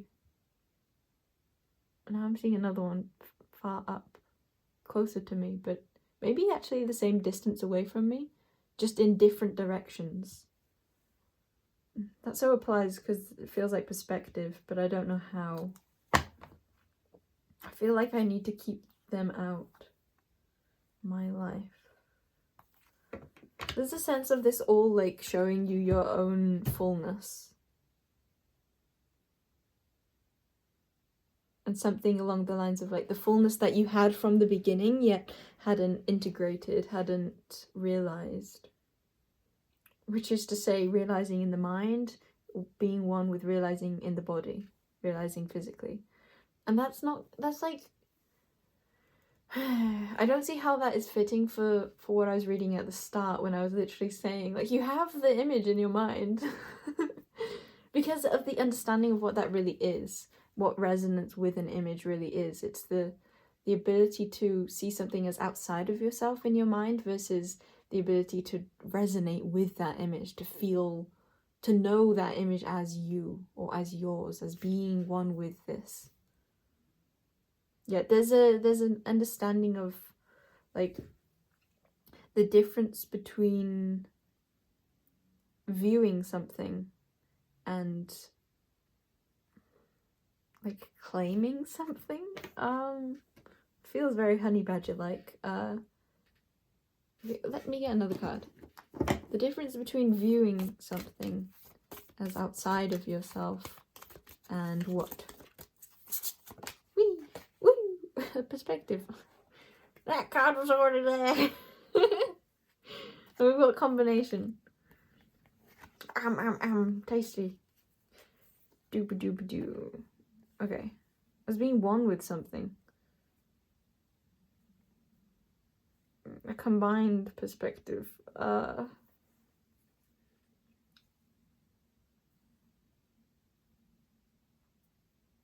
It's like, see this card?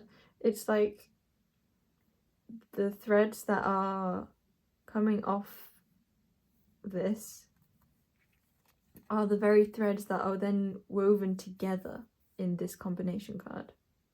A phoenix bird, that reminds me of the Pegasus we were talking about before. Yeah, there's something about like having had wings but not flying before, but actually you didn't have the wings before. It's like you created the wings because you found out that you needed to fly. But it's like you got the image of like the possibility of wings from the start, but then you grew the wings from understanding that you needed wings or wanted wings. This feels like such a jumbled reading, but I adore it. You know what? This is also interesting. I felt like in pile 1, I was thinking like, I wish that their reading was more like a cool time reading. I love time. This reading, basically I wanted this reading, but I wanted it earlier. I know that fits with your message, but I can't see how to present it with more words to like fit it into place. That felt like something to fit it into place. It was more like the energy I did that with, the action. Okay, yeah, there's something with that being like, it's the words I'm saying, but it's like the words I'm saying are now one with my actions. And there's also a feeling of like when you try and replicate that, then it's like it needs to take practice to be able to get the full throttle resonating, words and actions resonating. Because when I had then repeated that, my actions, they didn't flow in the way that they did the first time, even though my words were still flowing. Maybe. I can't remember, actually. But I know that the actions weren't.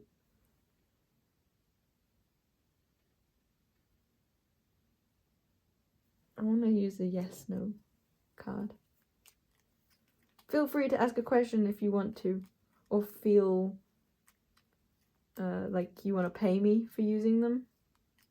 I'm hearing that, like, paying back, like I'm gonna make you pay.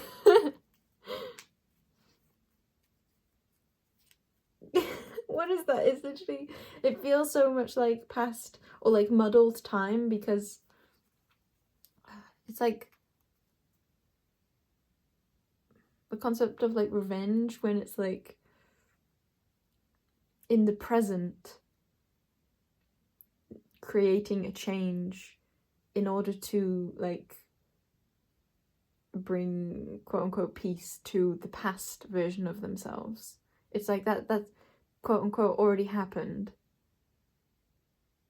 so there's no point, dare I say, quote unquote.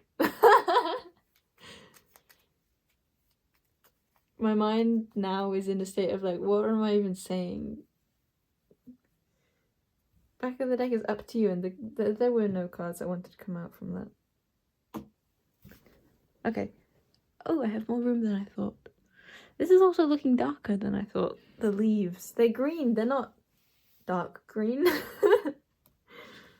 Dolphin. I feel like dolphin and coyote next. Or mouse. Maybe we should use number cards. You know, I've never associated time with numbers before, I think. Not in the way I am now. Is that the experience too? Like, not the way I am now, like associating something with something that you have, because I mean, I've used time in the sense of like, okay, tomorrow or 5 days from now or 1 year in the past. I've used numbers to like understand my relation with time, but never in the way that I had just said. I've completely forgotten what way that was. 103. Not 102, 103. There's a difference. I'm telling you. Yes, but it's an upside down small yes. No! But it's a happy no. It can stay out like that. Which is weird. It's giving muddled time. Because, oh, that made me sound... That sounded like I was saying it's time. It may be time. Something like that. 2 at the back. Gotta love a good 2. Doesn't that feel like time in some sense? Like a creation and the future and the past both flooding into that presence. That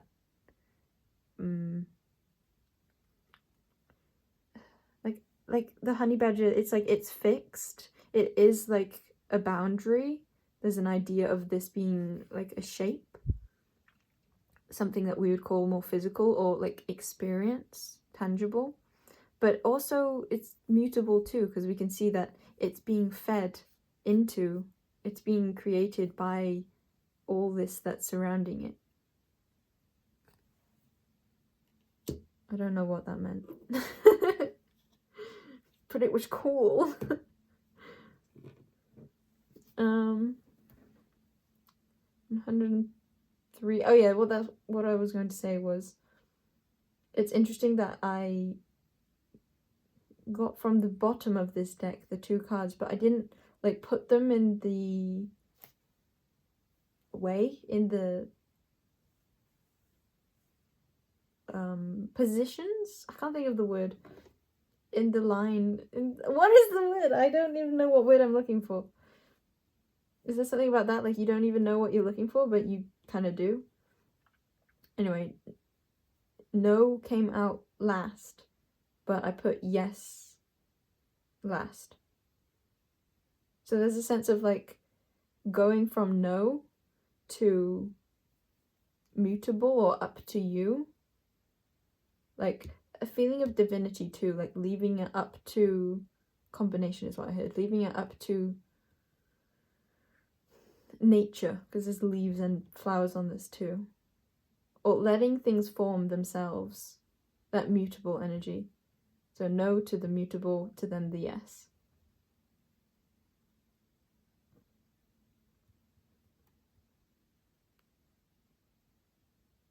I feel like the no is like, because it's sunny, exclamation mark, and smiley face, feels like that light-hearted unicorns, the rainbows and unicorns. And then the yes is like the, because I also tapped into that energy in one of the piles of the yes and, the long yes and no reading I did recently. It's like a yes that is dark. And I heard the word mischievous. I wasn't looking for that though, but I like it. Like a rawness, like a raw yes.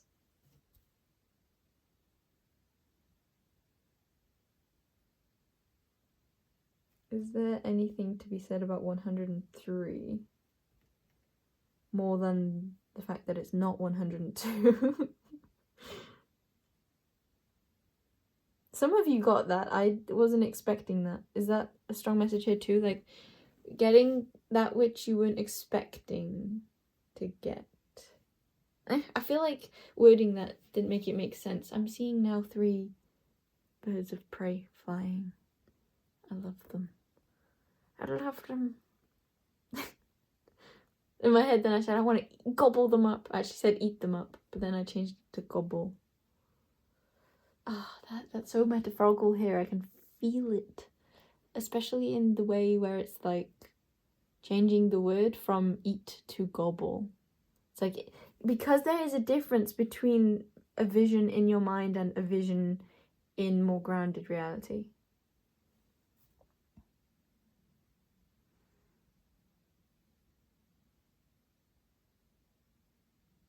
Maybe that's more significant than I'm seeing going from eat to gobble. And the fact is that it is so significant. And I think this is your energy. It's like, oh, 4 birds of prey. It's like I can't see them all at once though. It's like when I look, because of my window line, when I look like up, move my head up, then I can see. But I lose sight of another. And then when I put my head down, I can see that one, but not the other. I can't remember what I was saying. I guess I'll use bird cards for you since I have said birds. Oh, chicken was at the back of your deck. Hey, that was like the chicken wings on top of the unicorn. That's what made the Pegasus or whatever flying unicorn was called. It was something about like the difference between gobble and eat, or eat and gobble, and the fact that I hadn't known what the difference was, but like knowing that there was a difference. I think that's the important part here. It's deciding that there is a difference, because you might like intuit that there is a difference, but maybe not allow yourself to fully fall into that. Fall into the feeling like you can change it from an eat to gobble.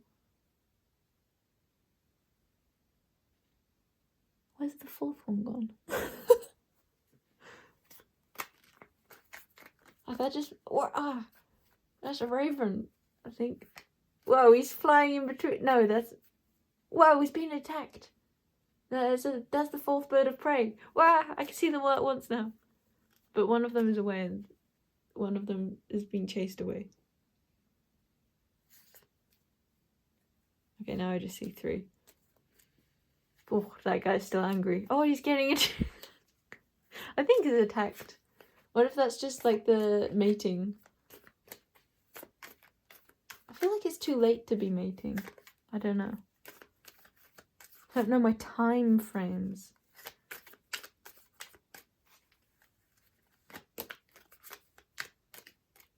Okay. of red kite. I feel like I was about to say something about them just before it came out too. This is... I don't know what to say. I'm just happy. I'm gonna put that up there.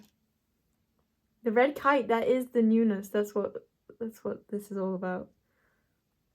Let's put these cards back. Wow. Two of them are fighting. I think they're fighting. They're flighting for sure. The other one's coming in. I wish I was a really good narrator so I could give such a good like commentary of what's going on. Oh, then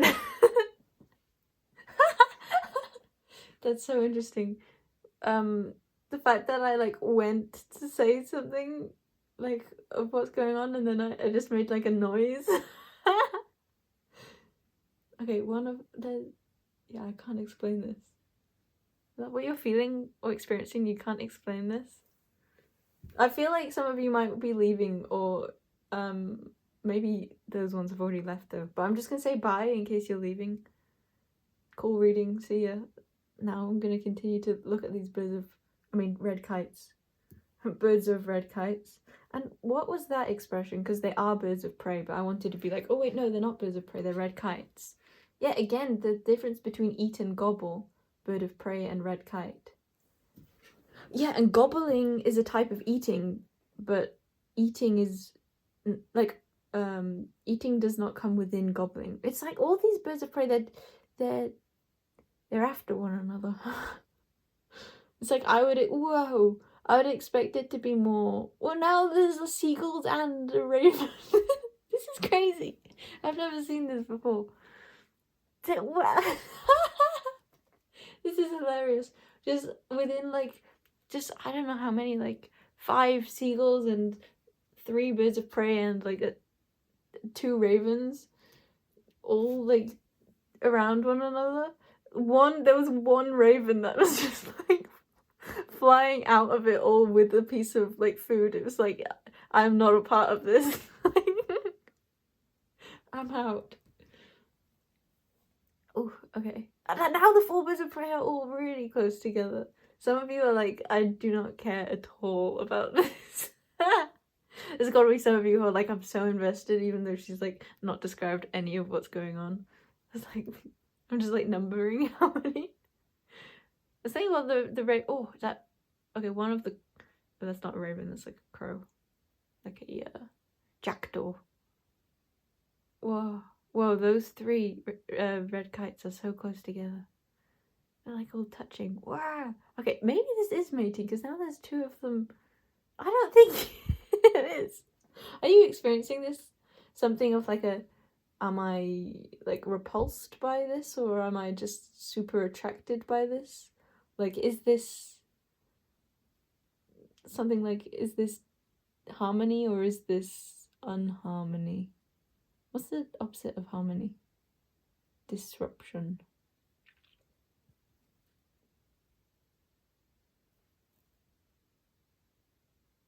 What's that bird? It's like there's 4 red kites, but then there's another bird that I can't tell what it is because it's flying really straight, so I can't like see the shape of it. I literally am seeing like a line and a tiny dot. I guess some really good people would be able to tell what that is, but to me it literally looks like a single line and a dot. It's very cool. It almost is making me think of, well, it is making me think of this, it's not almost. And I remember saying that, I want to say a year ago, and I said a year ago as an example of a time frame earlier, so 1 year could be significant.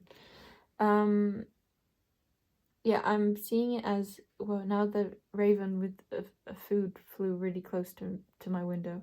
I swear I've never seen this many birds carrying food before. Is it just like an old, like the old lady from Home Alone, like with just like a bag of, I don't even know what happened in that. I don't know why I keep trying to give an example that I don't even have experience in my brain currently of. That feels like a message. Wait, are there 5? There's 5 birds of prey. That I think one of the line maybe had been a red kite. 1, 2. Wait, no. 1, 2, 3, 4. Where's the 5th one gone? Is that one over there on the left? Or is that a seagull? It's so far up. No, I'm pretty sure that's a seagull. 1, 2, 3, 4. I'm only seeing 4 now.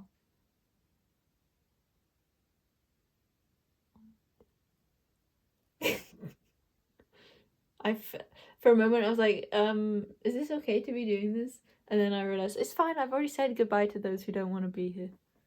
I mean, it would be fine anyway. Is that something here? We have the mouse card of that insecurity I didn't really talk much about. I'm just enjoying watching this.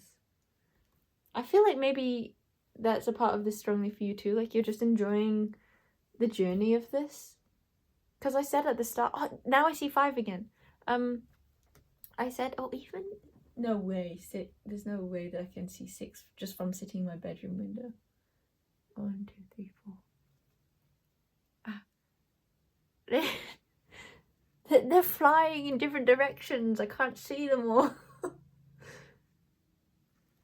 I forgot what I was saying.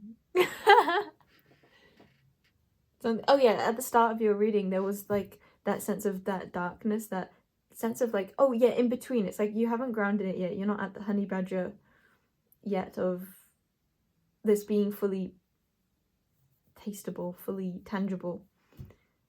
And yet you were in that like playful enjoying energy. 1, 2, 3, 4. Okay, is that 1? 5. And that's a seagull. And there's definitely 5 here. Hey, and there were 5 animal cards. Hey, and I said 5 plus a seagull. And there's 1 of the weird cards. Now we need like 3 ravens or something, but I don't see any black guys right now. Actually, I do. They're perched in... Oh, it just started raining.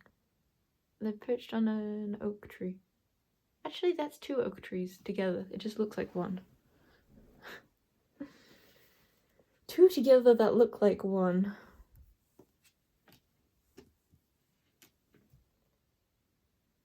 I think I might end your reading there.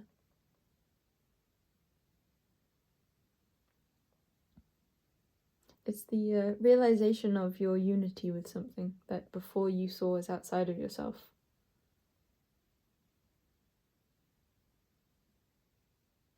Wow.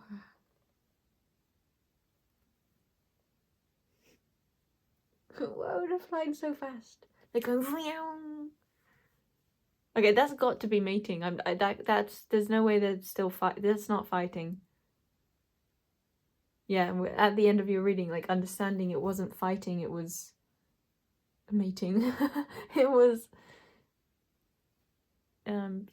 harmony of some sorts. Apply to your situation. Apply the right words to your situation always. Oh, wow! They're so close now. Wow! Wow! Okay, this is way too cool. Okay, I'm gonna have to leave and go outside because they're so close. Okay, bye. I'm gonna leave the camera on though. Should I just take you with me? No. Okay. Leaving camera on because I'll be back. I don't want to have to push together 2 videos. Ah.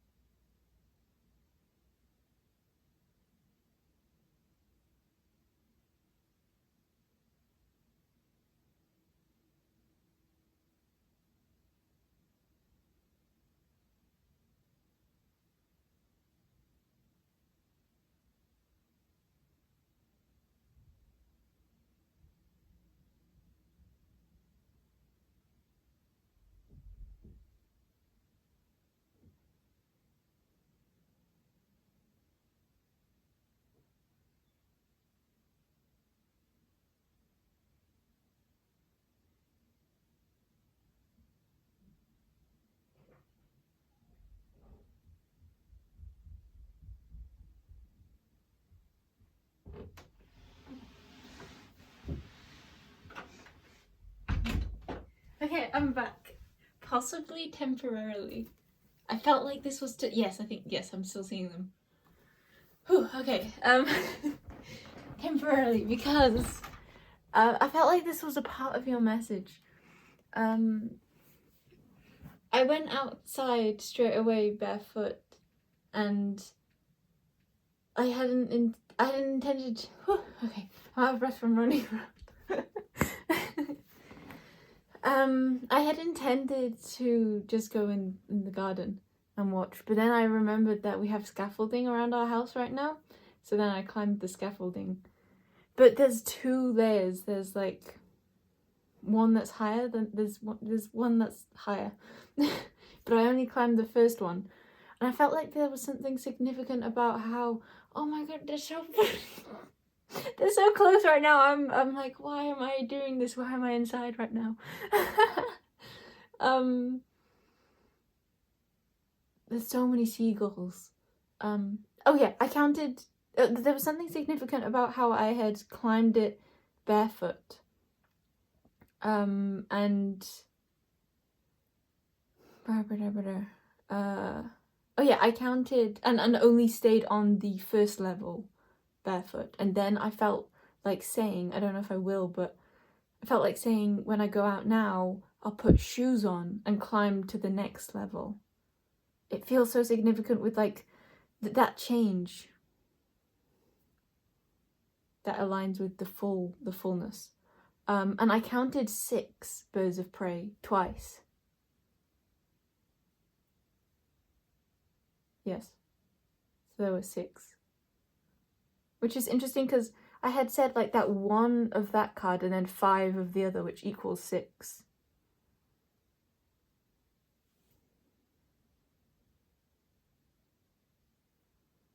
Okay. I think that's all I have to say for now. And I'm gonna go back outside and keep the camera on. And it's so, oh yeah, maybe there's something also about this that I had felt like, if only the scaffolding went in front of my bedroom window, then I could like throw, or I could like jump in through the window. I don't know. We had scaffolding around our house before, and it was in front of my window, so I could jump out onto it. Don't tell the builders. Yeah, and I had thought like, I could like try and throw like a rock over the window and then go back and like, did you see the rock I threw? But then I realized like, oh yeah, the camera is face down, it's not in front of the window. And in this moment right now, I'm thinking, what would even be the point in throwing a rock across and being like, hey, did you see that? And there's something about that with the dolphin and coyote, because I haven't got at that yet. And mouse is possibly that insecurity is surrounding a sense of like using logic, saying like this, it should be this way, or this makes no sense. There's something of like one of the things to understand the reason of is because it's like for pure play. It's like the wisdom in, or the logic within pure play. Because right now I'd be saying like that rock, it did have a purpose to be thrown, even if like in the example where you could see that. But the purpose isn't like because it builds something. It's like the rock isn't being glued onto things and creating a new foundation to then like do this and this on for survival. Okay, I guess that's it. It's like this isn't to do with survival, this is to do with enjoyment and play. And that is a key piece to this. Or that's what alleviates some stresses, or that's just a part of this. Now I'm wondering if I'm going to go back out, because it's less crazy, but they're definitely still there. Yeah, I am. I'm going to take an apple out. Oh, perfect. 2 in 1. Because I was wondering, like, I feel like I'm going to get a bit hungry soon, and wondering if I should eat before pile 3. And something about the beach is significant too, because that made me think of food for some reason, but I don't know why. Yeah, and now I'll eat while I'm up there. So there's something about like combining combination, like something being easier because it's together, or something being highlighted to you that allows you to feel like you have enough or something. Wow, they're so close. I don't know if I laughed. Wow, two of them are like sat in the tree together. But I don't know why or what it is about birds of prey sitting in trees that just feels so special. Like, it's special when they're flying too, but when they're like just sat in trees. Oh, three of them are in that tree. Okay, that's it. I'm going. I can't remember what else I said, but I'm prioritizing this birds of prey, which feels like this too. It's like prioritizing your own joy. Okay, see ya.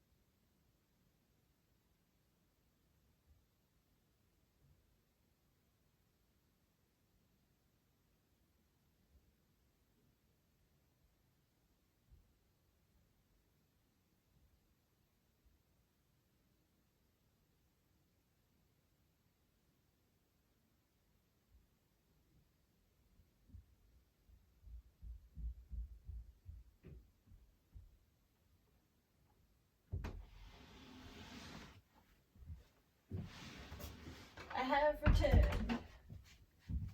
I forgot that there was a candle on. I have returned wet. I guess you can't really see. And I can see.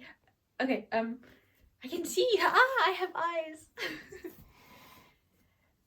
What time? We're on 2 hours 40. I was gonna say 2 minutes 40 then. They all flew onto that oak tree. So all 6 of them right now, and for a while, have been together, perched on the tree. So cute. Okay, let's put these cars away. Okay, but look, you can see more. I am wet. I love the kind of dripplings when you can, like, shake your head and then loads of drops come off.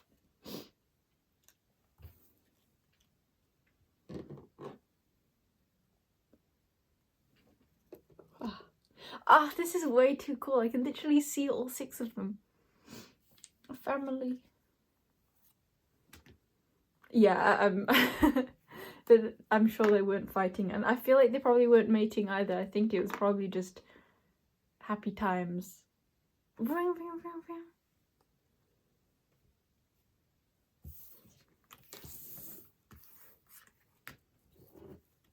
I love that we literally got the red kite card.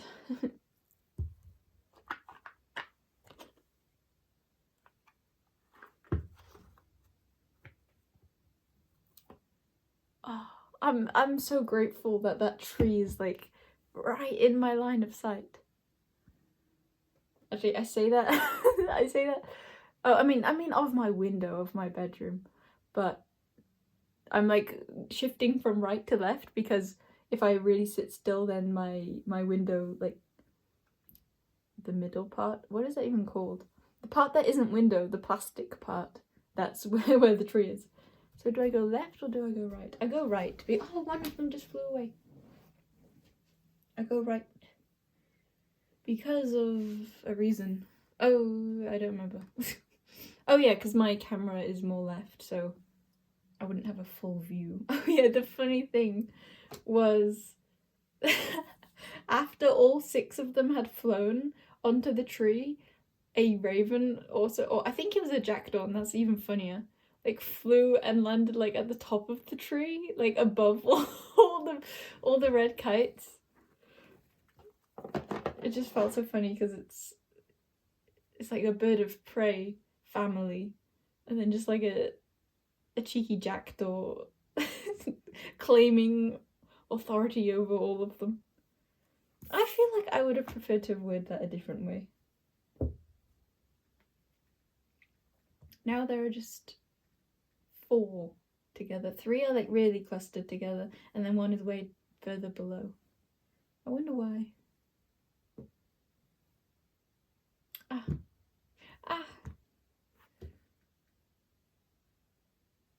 You know, I never used to understand people who loved birds. I was like, of all the animals to love, birds? I didn't get it. But now I mean, probably clearly do get it. Or get. What's the more open way of saying it? This? Or like, I get something? Okay, let's put your Labradorite away.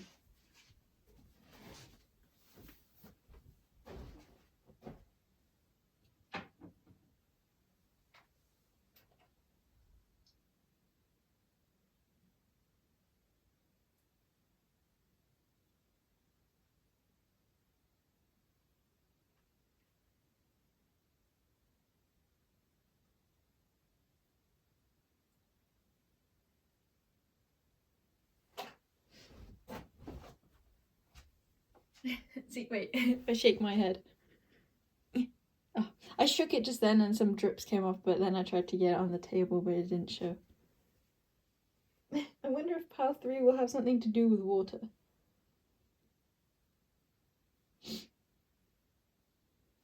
Okay. Should I change? I probably should because I'm already getting a bit cold. Yeah, I will.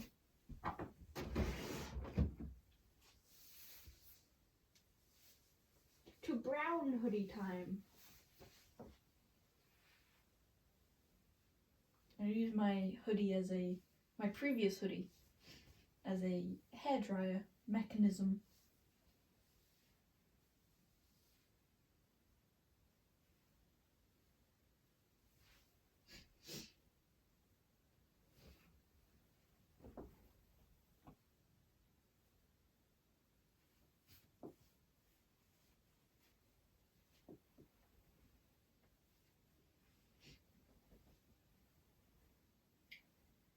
I feel like changing my shirt too. I was just gonna change hoodie, but this is weird. I'm like turning around, but there's no reason to. It's just weird having the camera on while changing.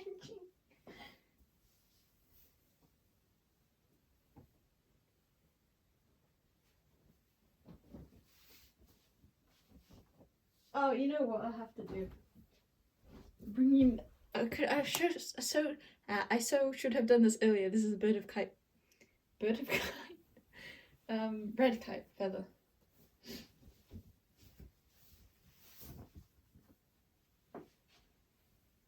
My trousers are kind of damp too. I guess I'll change them. All of the soul. Also. My favourite trousers time.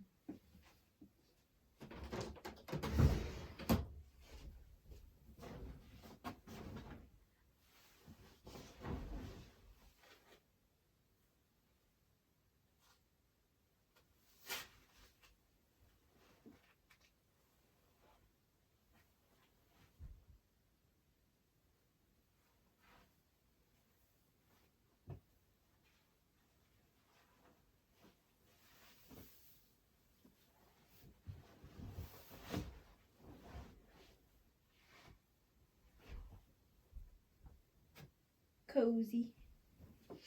Cool. Cards. This does not feel like a pick a card reading. What even is a pick a card reading? Yay, that's my question, pondering, querent. Shall I actually leave that in for pile 3? That just feels confusing.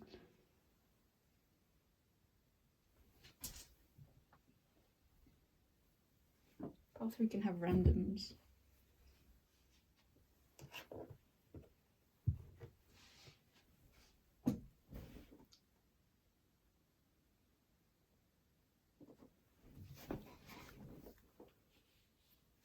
Cool. Oh wait, I moved my chair back to its ordinary position. Oh, there's only one bird left on the tree. Well, there's two, but one of them is just like a non-red kite bird, so it doesn't really count.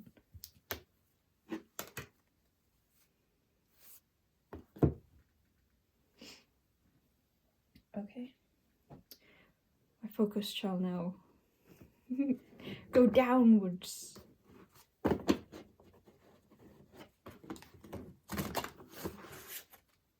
Cool. This can go back here. Actually, I kind of want it to go under the leaves. It's not even there.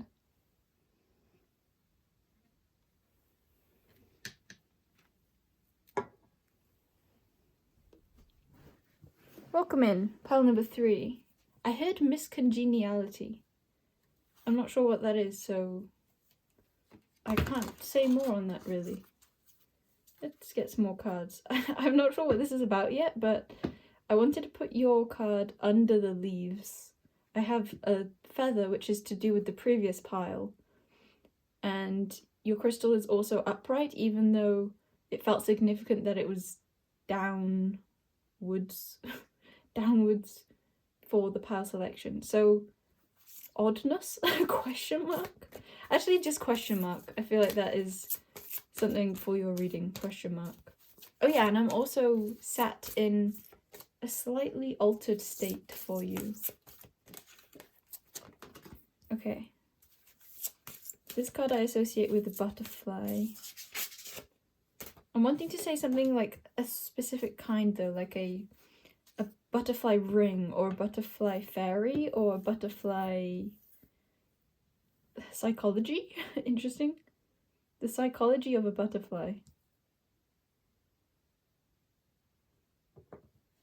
Oh, it does make me think of transformation and incorporating different energies to create a new, fresh energy, as opposed to a synastry chart. This example, it's a composite chart, so it's a feeling of like bringing multiple things together, yes, but not viewing the relationship between them, but having them all then create one thing, seeing what multiple together create as a new collective or a new single.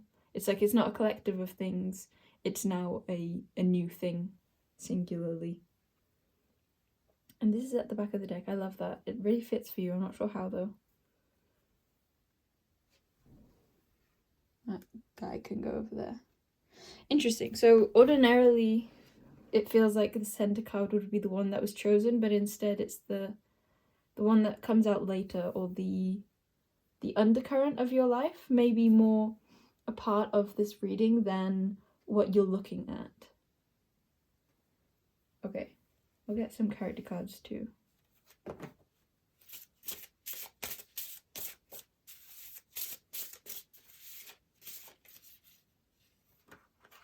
There could be something about pleasure here too.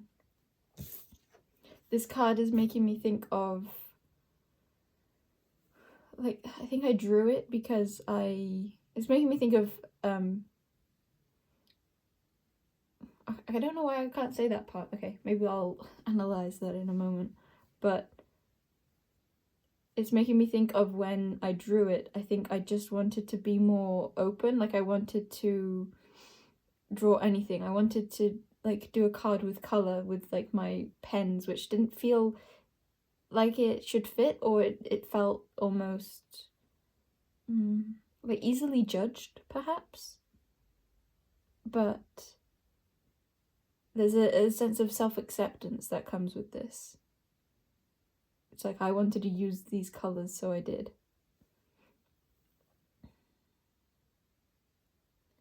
There's also something of an energy of like it turning out different than you expected, and it taking a moment for the truth of something to really click, or to really not click.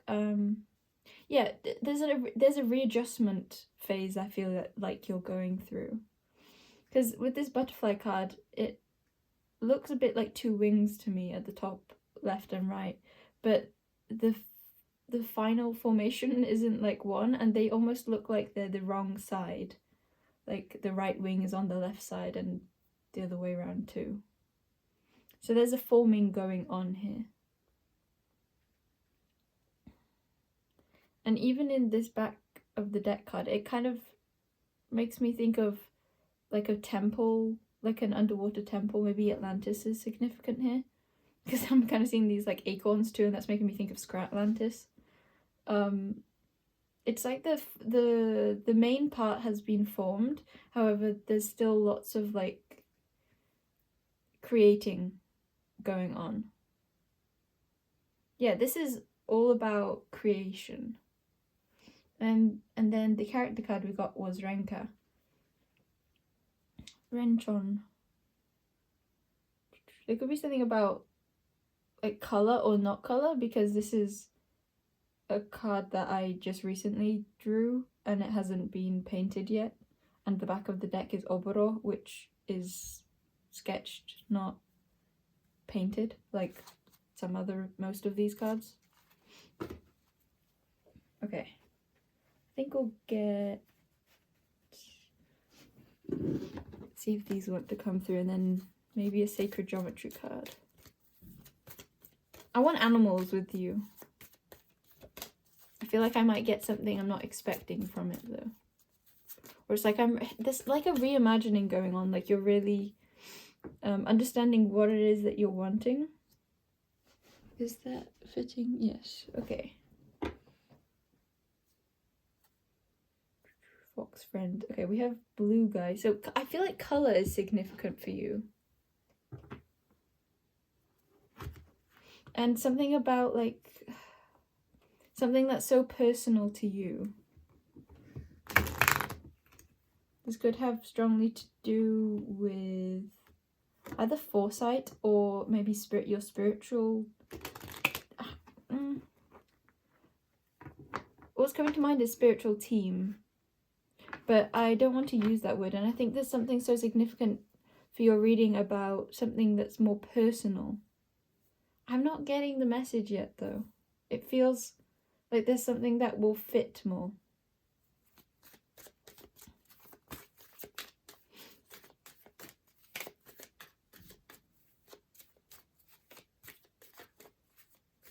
I'm surprised that this is the card that comes out. That's what I want to say.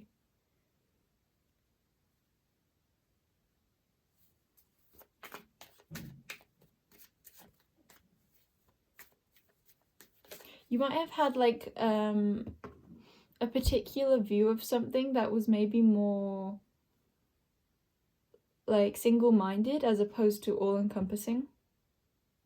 You may have viewed something as more like more of a connection to your inner child than maybe a more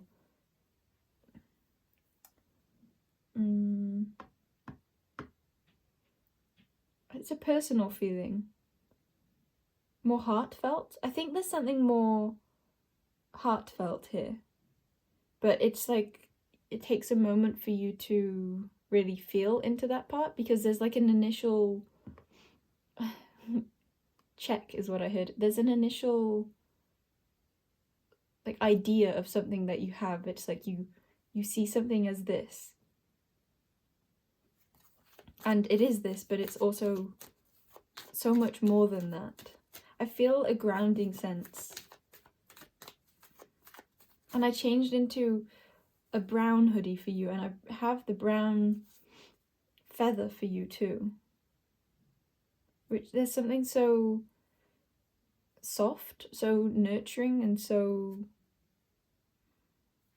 holding about something to do with this message.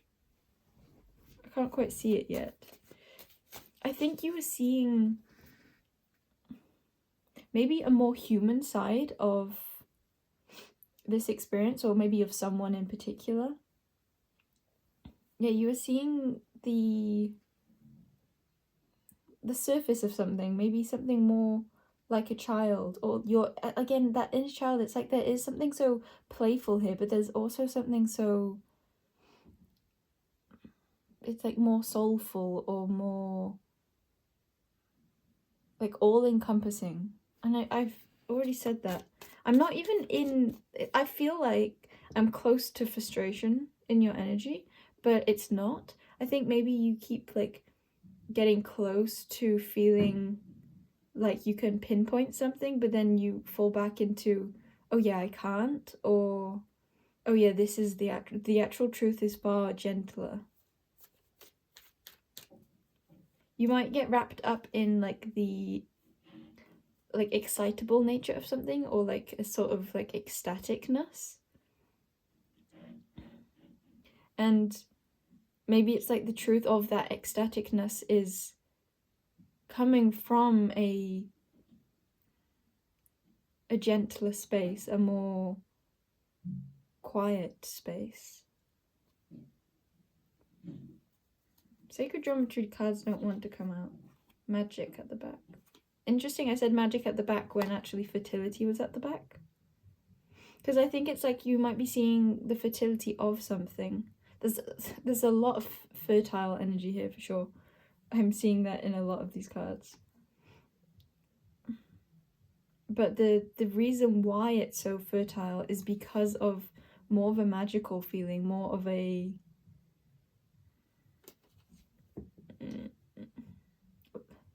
like a central feeling.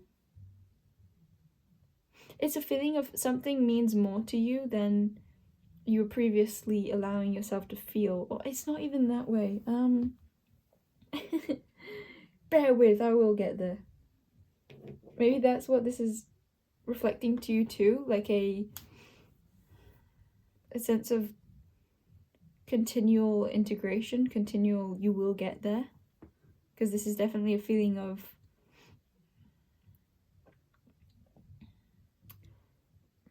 like understanding. There's like a fullness and a complete feeling here, but it's definitely, I don't even want to call it in the process either. I'm not sure what to call this.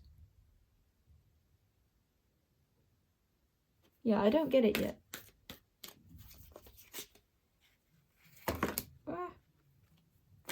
But I feel like that's what you're experiencing. There's somewhat of like a, I'm not there yet, or I don't understand this yet. I think the key is that you feel it though. Oh, I wonder if... Okay, cool, interesting. So, wait, first of all, Porcupine is at the back of the deck. I don't know the message of this yet, but that noise that you're probably hearing is people have come, and I think they're taking the scaffolding down that I have around my house, which is really interesting because I literally just climbed the scaffolding and I was not expecting them to come. If I thought that there was a possibility of them, or like a strong possibility of them coming and especially taking it down, then I wouldn't have climbed it. But there's a sense here of like, I'm so glad that I did it when I did, because I was even in the middle of a reading. Like it was maybe weird for me to so badly want to go and climb it, but I did. And because of that, I'm now seeing why, or partly why. Or maybe it doesn't need to be a why, but it's just, oh, I'm so glad that I did, because that was the last opportunity for me to do that. Or even if it's not about a last opportunity here, it's a sense of, I'm so glad that I did. Or I'm so grateful for something very synchronistic, or something... Okay, I'm not sure what, but there's a feeling of like, I'll get there. When I climbed the scaffolding, it was a very excitable energy. If you're from PAL 2, you know. There was a lot of like joy feeling, very playful. But it's like when you then step back, or when you look back at that joyful or exciting experience, there's a feeling of understanding why it brought out that in you. And there's such an undercurrent of safety, or an undercurrent of, oh yeah, I love this. Like for me, the reason was because I wanted to see the birds of prey more closely. And yes, that got me so excited, but the reason is because of such like a soul, heart, just love that I have for birds of prey. It's bringing me into a feeling of like I feel like myself, or it's something that feels so much more true to me, that this energy is bringing me into. Blue Guy is a spirit guide of mine who I often relate to as being like very funny, or like I can just like talk with him loads. Or like there's like a childlike playfulness that we have, and yet it's like I want to draw it back to like the reason why I feel so open with him is because of such like a home feeling I get from him.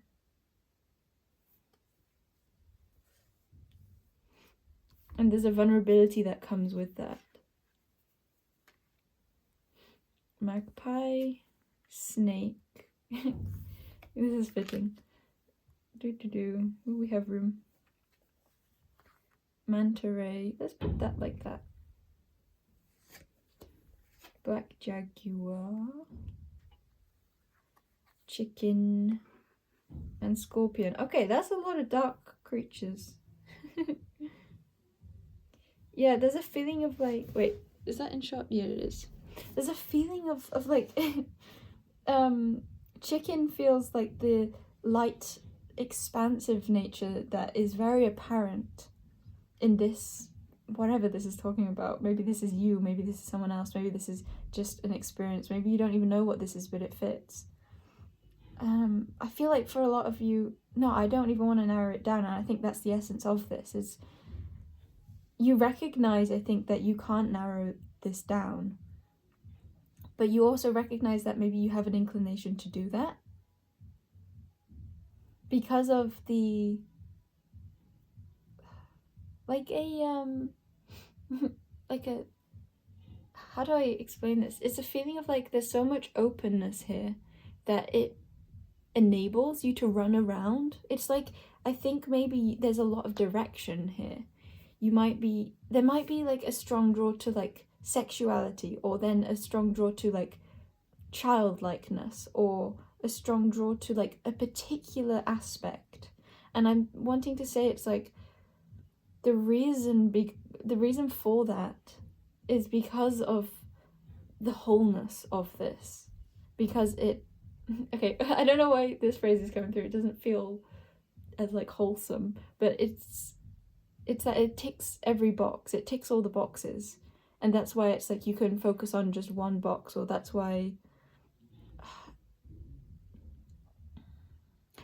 just one of the boxes feels so full, because of the fullness of the entire landscape of this.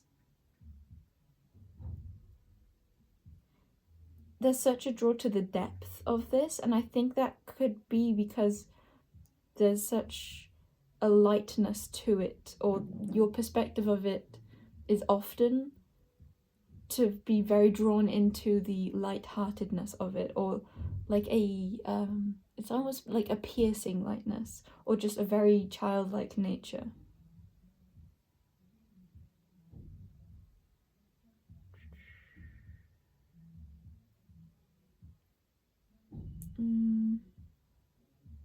I'm also being drawn into,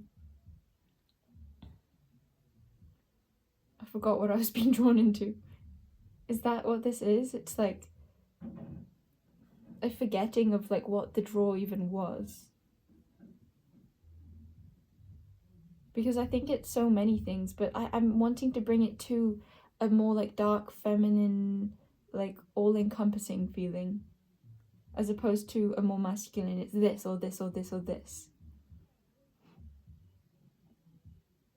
And yes, I feel like it's both, but there's a message in here to allow yourself to sink into the soulful connection of this, your soulful experience with or of this.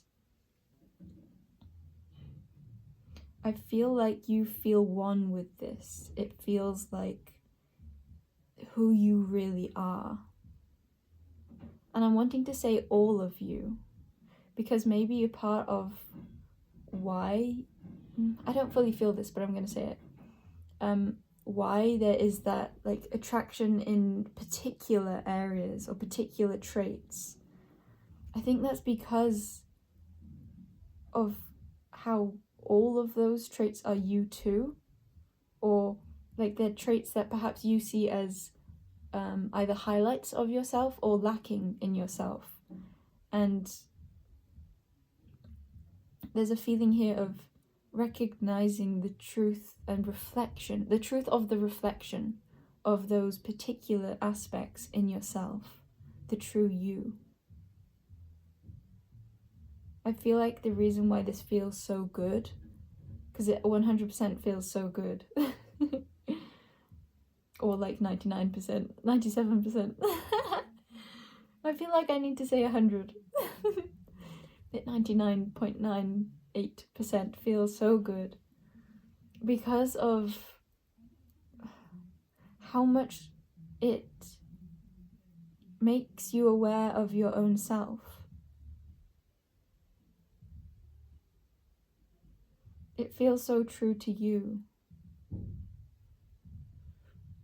And maybe you can see that more by seeing how it feels true to who you want to be. There could be a sense of like idealizing this. And that's because of a sense of separation you might feel between your own energy and this energy.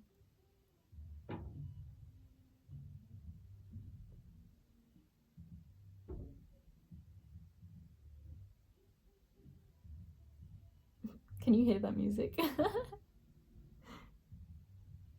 That's interesting too, because I wasn't thinking about that at all. And it, like, in that silence, I was in the feeling. But then the very first thing that I just said was like laughing at the music, and it made it sound like that's what I had been focused on. I wonder if that's something you've experienced. A sense of, yeah, that's the thing about the focus again. It's like, that's not what you know the truth of this connection, this thing is. I want to say connection. It feels like this is more about your relationship with something. And drawing it back to the very first thing I said, which was, it's not about the relationship, it's about the unity, the fact that this is you.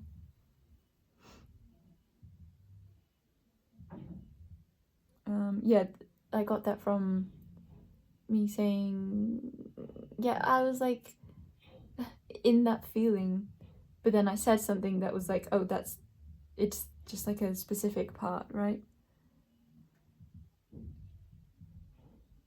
Maybe there's a sense of you jumping out of yourself from a fear of what truly accepting or expressing the fullness of feeling that this brings you would mean. Perhaps because there are maybe insecurities around feeling like you are all that you feel you are, that you feel like you're not allowed to express yourself as being like this good or this, like, connected to this thing. Because there's a feeling of like you feel so the same as this, but you also view this in like a really high light. So I think there's an insecurity of like, if I say that I am the same as this, I'm afraid of them or others saying like, what are you on about? No, you're not. Because that's probably an experience that you've had in earlier life of, well, a baby generally feels wholeness, and then that's a weird expression, but I'm gonna go with it. A baby feels like they are perfect, and then they're told that parts of them are not, and it feels like you're back in that state, or like when you are in your feelings surrounding this, it's like, yes, I am perfect. This makes me feel perfect. This makes me remember my perfection. But then there's a fear of, my brain is going blank, which is interesting because it's not actually going blank, it's taking me back to a specific time that I used that word perfection, and the way I'm using it in this instance is different than the way I used it before. I don't know what message that is here, but I'll try and explain it a bit more to wrap my head around it. But there is a slight fear I have of expressing this, but I don't actually have that fear right now, which is interesting. It's like I'm saying I have the fear, but I don't. Because I did have that in the past. So that could be significant for you. Like in the past, this was an insecurity or a fear, but it no longer is. I think maybe that was all I needed to say. If I get the thing back, I'll say it. But there's something about like the past. The other way that I had said the word perfection in the past was more about my personal feeling, and this, the way I'm using that word here, is more of like an objective, like everything is perfect, like oneness, consciousness way. But there's even something in that, and like, I don't know what this is. The time I said it in the past, I don't even know fully, or I don't remember fully. I think I do, but there's a sense that it was more open to interpretation. Like, I both saw it as, yes, I personally have a, like, I see this as perfect in like a very personal to me, like ticking all those boxes feeling. But also, I can't remember what I was gonna say. But also like an openness to interpretation, like it's a feeling of like more falling into the intuitive reason why I felt drawn to saying it. It's like it could have many meanings, and I kind of agreed with any of the ways it could be taken. There could be a sense of like, it's that same thing again, it's like falling, like there can be confusion created when there's that like honing in on specific aspects of this, like trying to understand the specific reason why certain things are spoken, why certain things are highlighted, as opposed to falling into the feeling that it gets.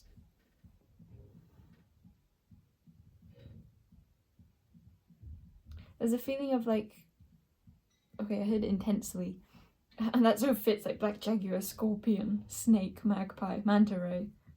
Chicken can chicken can like illuminate the intensity of all the rest of them. What was I saying?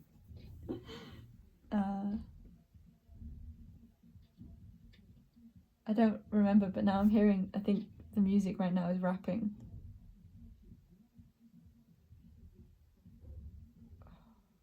It so fits because it's like something of, yes, there is each specific to this. You can look at the boxes, you can look at the specific aspects, but when you really, like, you can hear all those words in the rapping. But also it's like an entire energy, it's an entire feeling that you can just sink into and not hear.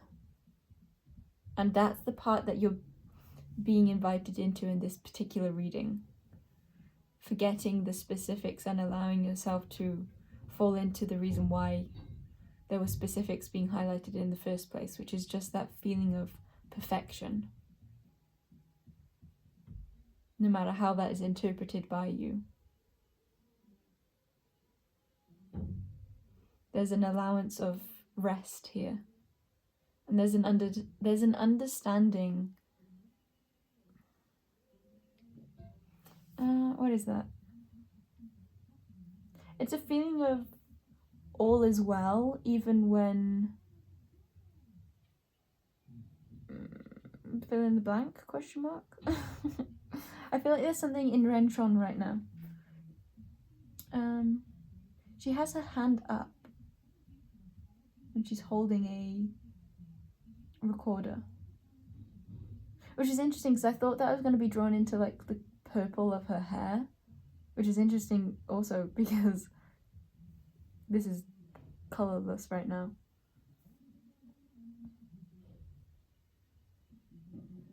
Yeah, there's something about how I'm seeing this in color even though it's not.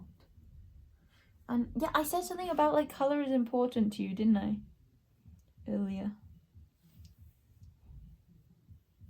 And yeah, all these animals also feel like not very colorful animals. That is kind of just because I like black and white animals. But there are those in here surely that aren't. Yeah, dolphin. I mean, it depends on the type of dolphin. But I was thinking of the like bluish kind. Hey, we got blue grasshopper. Yeah, these feel like particularly. Oh, snake isn't. Okay, I don't know what I'm saying even. There's just something about like color and colorlessness, I think. I heard snooze then, and sniffing. Snooze is an artist, a music artist. It's making me think of religion. But there's a song that he has of making fun of religion, I think. I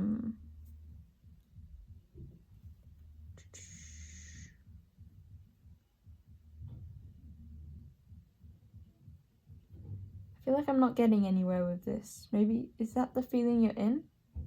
It's like it was good before, it was flowing, but now I've come to like a what. I actually heard that more like so what. I was thinking it was going to be like an and what, but it's so what. It's giving a feeling of like letting the guards down, like so what. Does that make sense? So what? This, and this.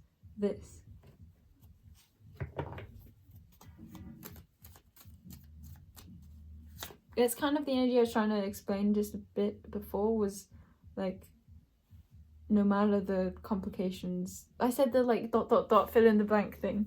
It's like, so what about the complications, or so what about all these things that maybe your mind sometimes focuses on or tries to piece together. The truth is so apparent beneath all of that, or maybe as all of that, or within all of that. Okay. We have red-backed shrike, another colour. Ooh, a red manta ray. That just makes me think of ancestry, and yeah, the shoveler, the good old shoveler. That makes me think of like going deep into your roots, like why you feel the way you feel. And Pochard or Pochard, I want to like prop him up. I feel like that's the central one, which feels a bit like a mother to me. I'm seeing it like a father. So I think this is now calling you to looking at why, that's just what I said, why you feel the way you feel, but based off how you were treated as a child, certain aspects of yourself, maybe how you were shamed, or what, like those specifics that you keep being like brought up in this reading. What are they, and how were they in childhood?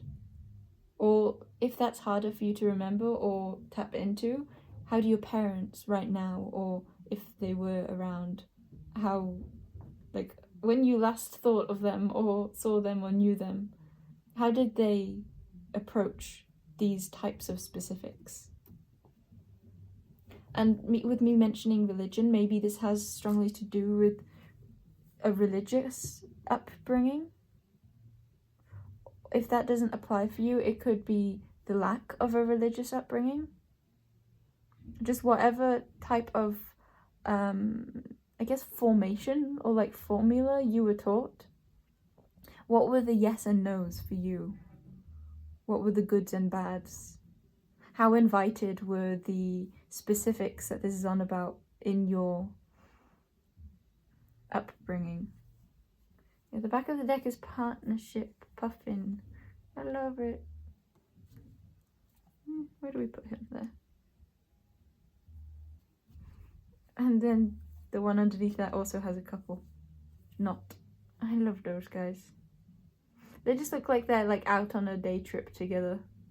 What will we find today in the sea? And that's making me think of in emotion, like what will we find surrounding one another emotionally today? And the shoveler is in the water too, which is making me think of what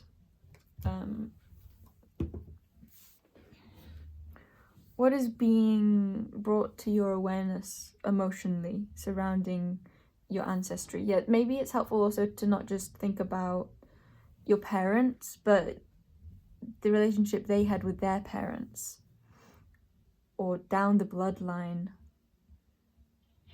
what was experienced. And if you don't know that with your mind, then maybe tapping into that in like a meditation.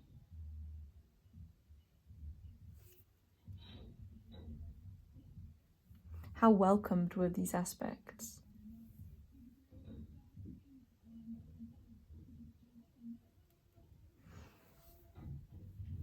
I'm gonna get, you know what, I'm gonna clear these. There's so much about transformation that I feel like I've not even mentioned really. Do I sit with this bit? No, I'll clear it. I feel like I've said the part of that. If you feel like leaving, I feel like saying farewell, bye-bye. And if not, I'll get more cards.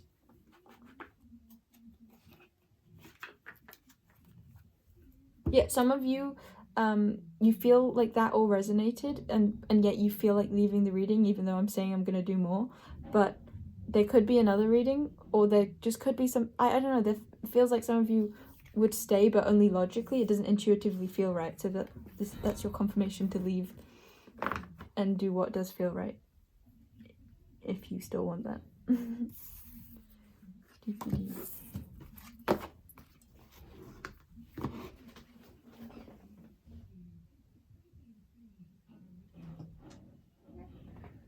Is this the right guy? No, it's the wrong guy. This is the right guy.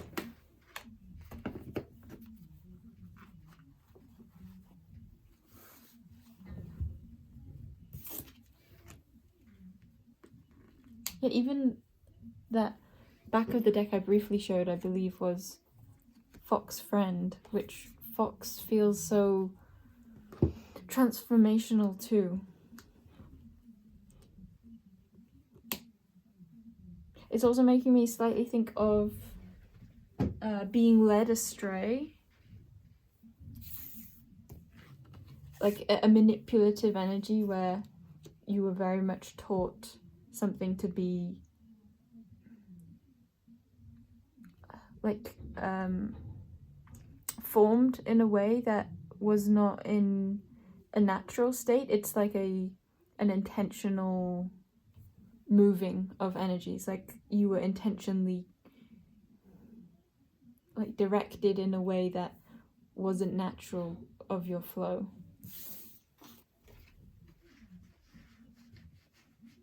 Like parts of you being deemed as not okay when naturalness is okay. Or I want to say it can be. My perspective is that. Which cards? Oh yeah, okay. I want to start by getting prompts, yes or no deck cards. We have both. Okay, that one message is coming through of if you thought that you had more trauma, more difficulty on one side of your family, it's calling you to see more of the troubles that came from the other side too, or like just as much.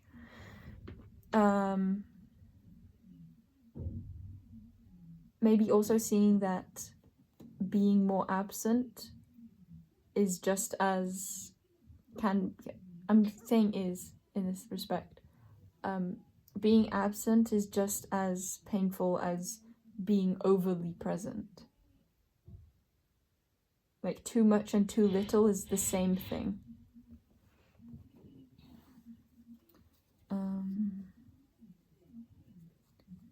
Okay. I think I'm gonna leave that from that actually. See if a sacred geometry card will. You even, yeah, this hoodie I changed into even has butterflies on it. There's so, I feel like I haven't tapped into that. I know I already said that too. That transformation. Okay, 25, we have emergence, which is that childlike energy I said from the start. Or at some point in the reading. Interesting, I said from the start, even though I don't think it was from the start. What's that about?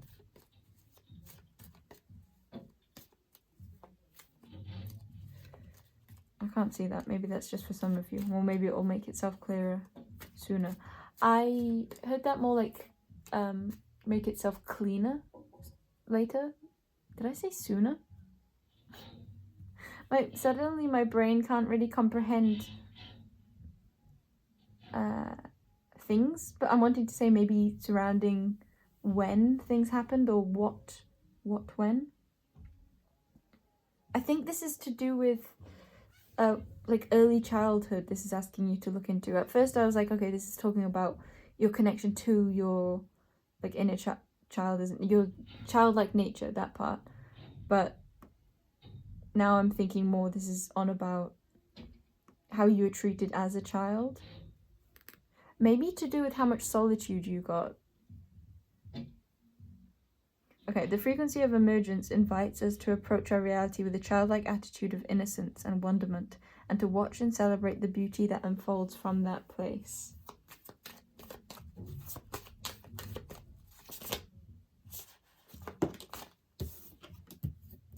We have Tantric Journey. The frequency of Tantric Journey helps us to unlock the hidden knowledge and wisdom that we intrinsically hold about how to reach a state of wholeness and completion through our sensual experiences with ourselves and with another. And back of the deck is Universal Love. I'm going to put that there and then get some of these.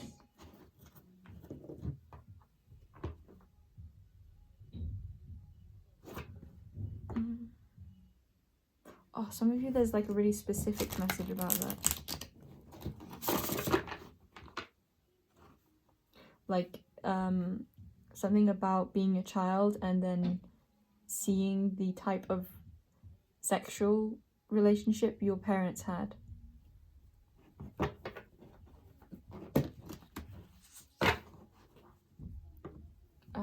I'm wanting to say something along the lines of like whether that was like too much or too little.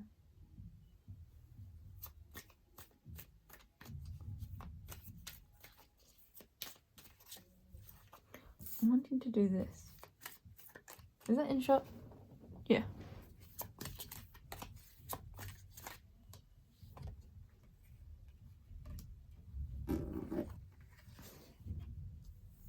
These two make me think of mother's milk.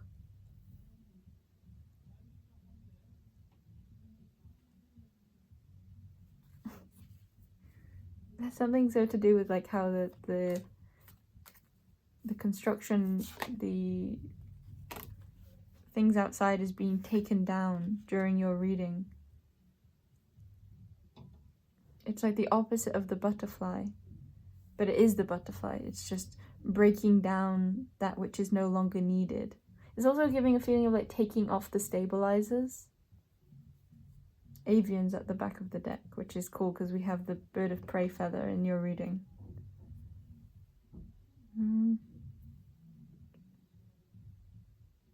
Oh. Canis Major popped out. Okay. Zeta in this moment is making me think of a baby. Okay.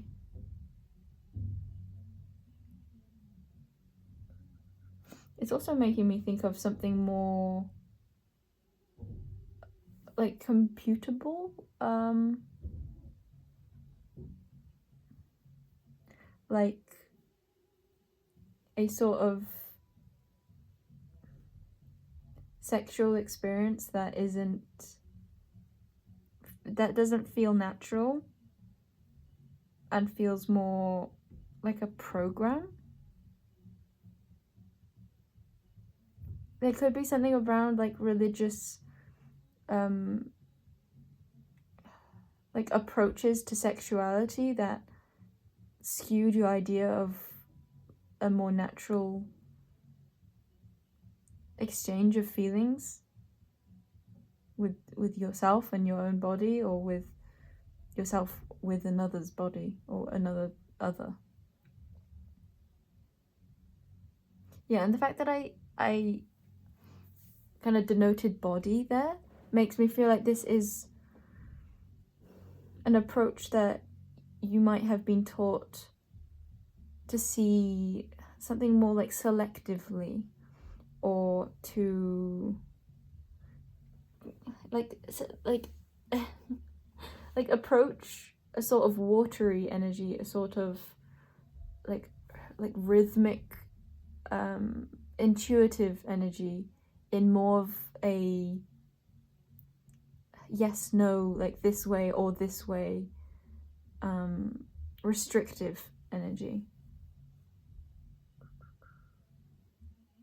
You may have also experienced, I feel like this isn't going to be for everyone, but you may have experienced being told that you are only allowed to be with certain partners. I just heard the radio say the sun is shining. Did you hear that?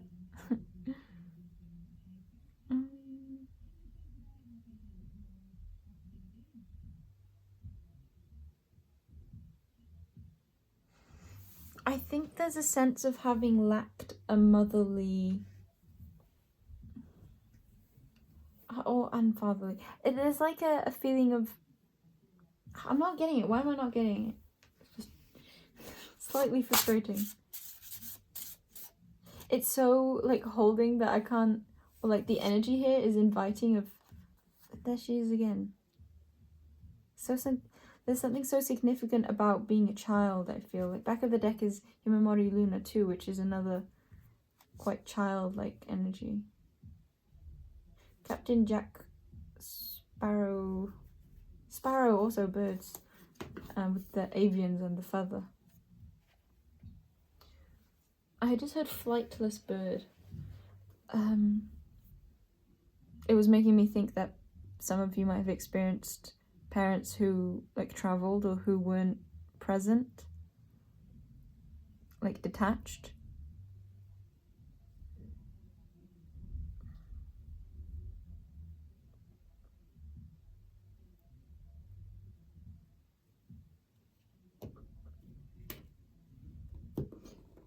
I'm finding it interesting, the energy I'm in. I feel like you process a lot. This is why I want this deck. I feel like you process a lot,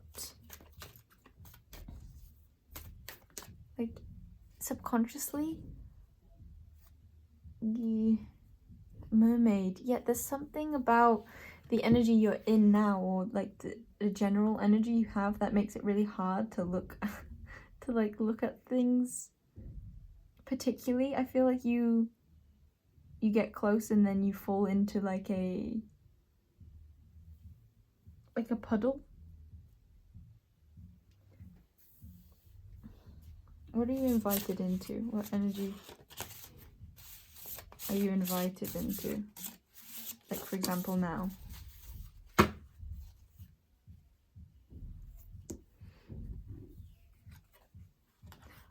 I think being, like, really looking at yourself, being more of an authority figure and more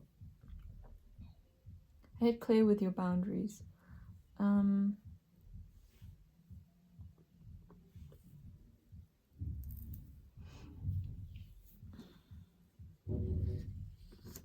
being drawn to how Renka also,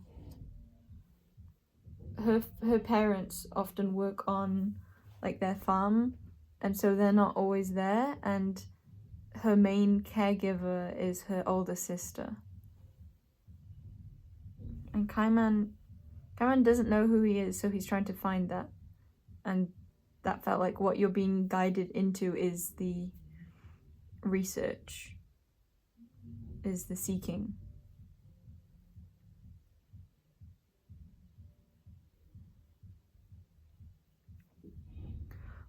I'm wanting to ask, like, why is this so hard? Or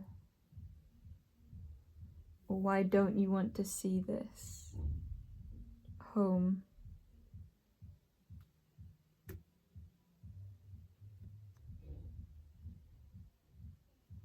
You may have been taught in childhood that it wasn't okay to like have certain like complaints, or maybe you were taught not to speak in childhood, or not to voice certain things, see certain things.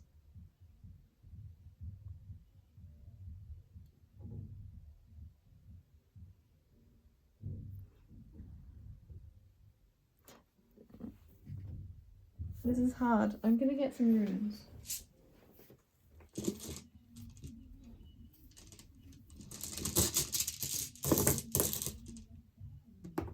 We have Awaz. No, sorry, Awaz. That's interesting. I think I thought I so clearly had it, even though I didn't. Tiwaz and Wunjo. I feel like you were taught to keep the peace in some sense, or it's not even that, keep the peace. I don't think it's that. I think it's just adhering to those you were brought up with their way of doing things. That seems obvious. No, that's not obvious. Not everyone experiences that.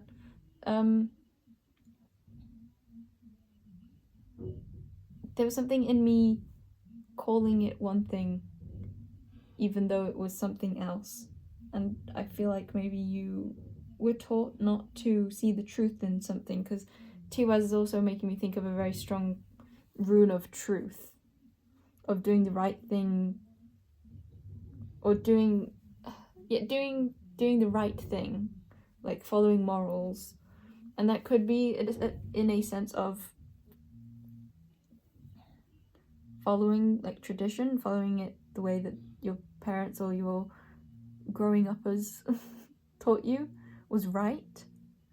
But I think this is more talking about a sense of like rightness being twisted, or like something about the truth not being able to be voiced in order to keep like a facade going, like an idea of something being better than it was.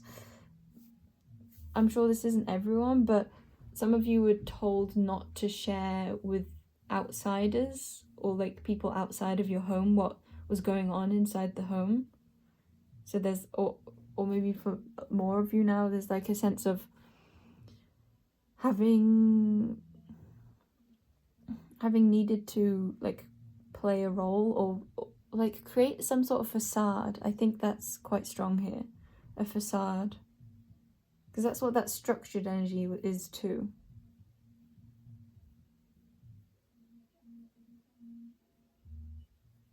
I want to get a card. What was lacking? Ooh. Did you hear the fire click then? That's a lot of cards.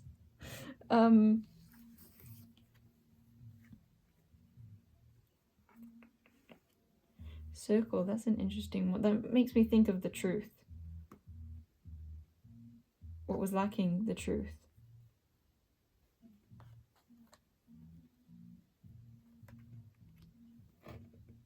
And all of these. I'll flip through them. Lemuria, Sirius. What does Lemuria make me think of?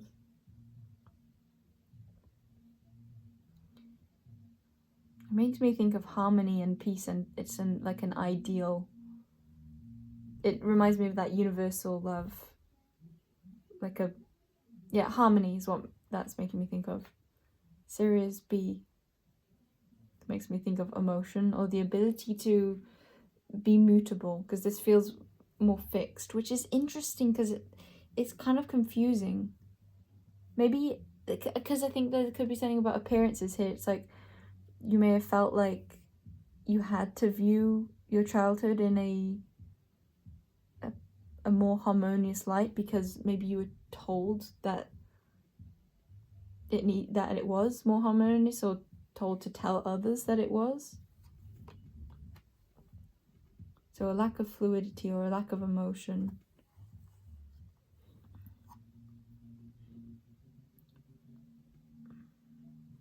There could be something about, this is more mutability, like in between. There wasn't like leeway here to create anything. There was like a definite idea of what you had to present as a family, or as a unit, or as a child, or as whatever young experience that you had was. Vega makes me think of like,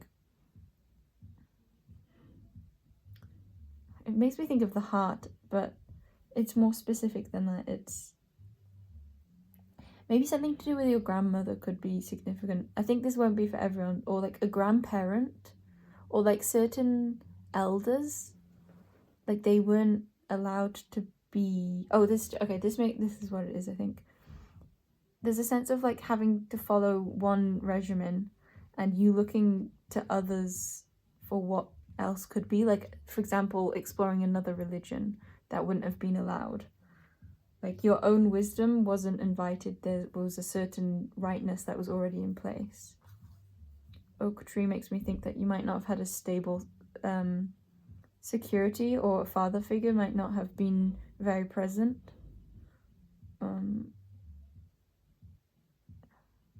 A lack of stability is what I'll say with that. And Lyra, okay. When I said about the Vega, I was thinking it's not just like purely about the heart, and I was thinking because Lyra is a bit more like that to me. What's this making me think of? It's making me think of a sense of protection.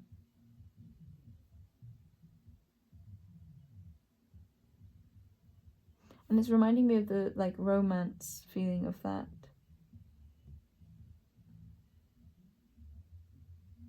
A feeling like it wasn't okay to explore your own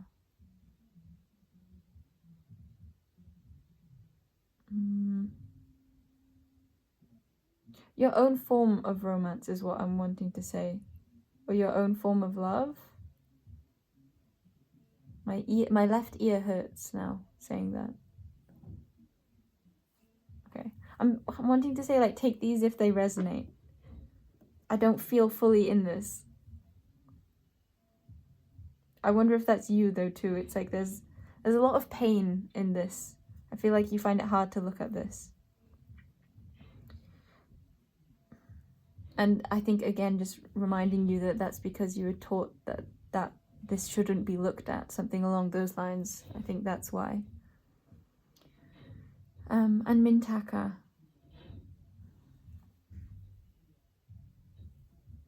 There's a sense of openness I feel like you didn't have.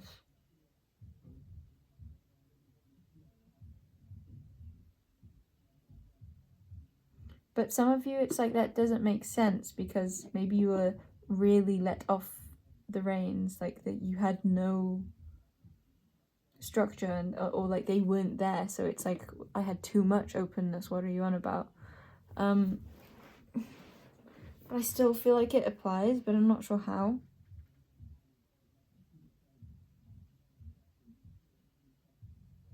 I feel like there's a sense of structure that you didn't have but also did.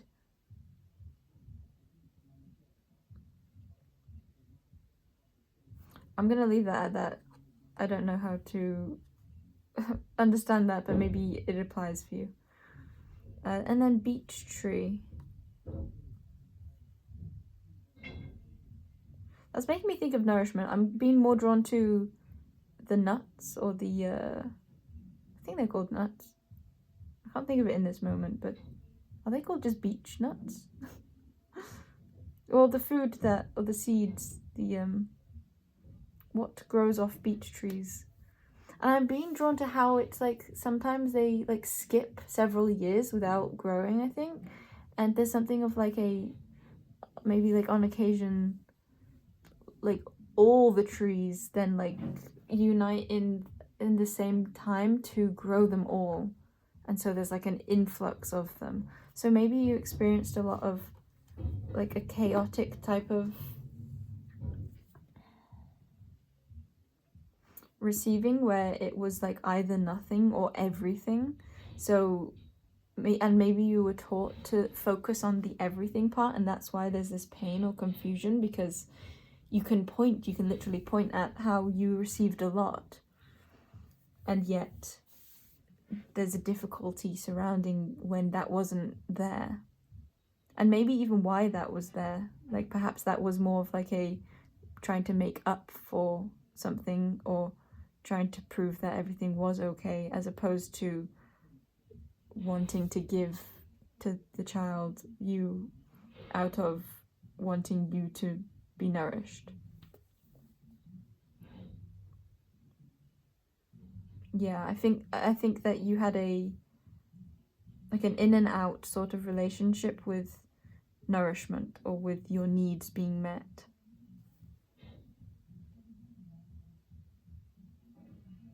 And a focus on all that you did receive, as opposed to an acceptance of when you didn't feel like you were getting what you wanted or needed. I'm going to say needed.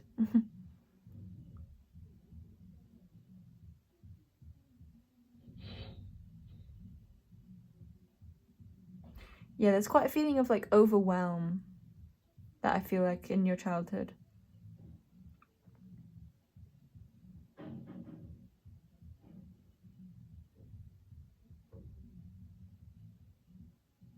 It's like needing to be on edge because you don't know if you're gonna like be bombarded with something or if you're gonna completely lack it. So there's like an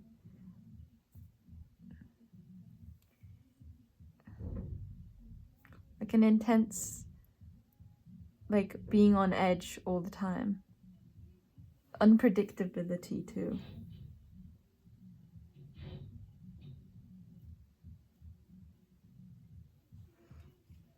Yeah, I'm gonna put these away and then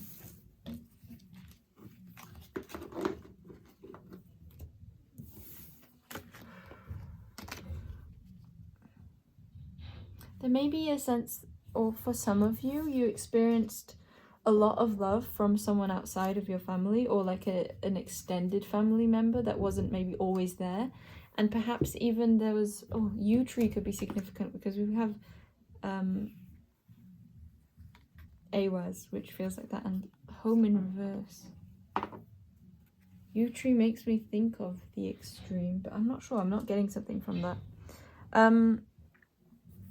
Maybe look up Awaz. That might be significant. Yeah, you may have known like a family member that was not always there, or someone outside of your family that felt very homely to you or very nurturing.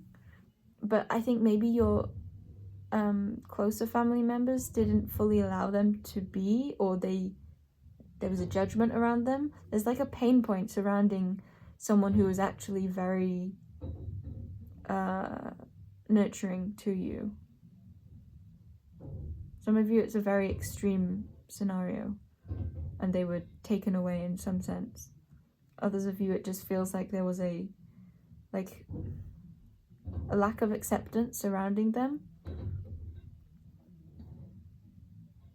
or like a lack of harmony.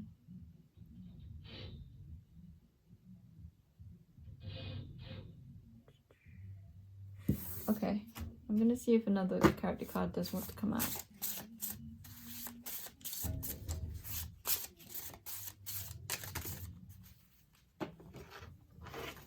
Several.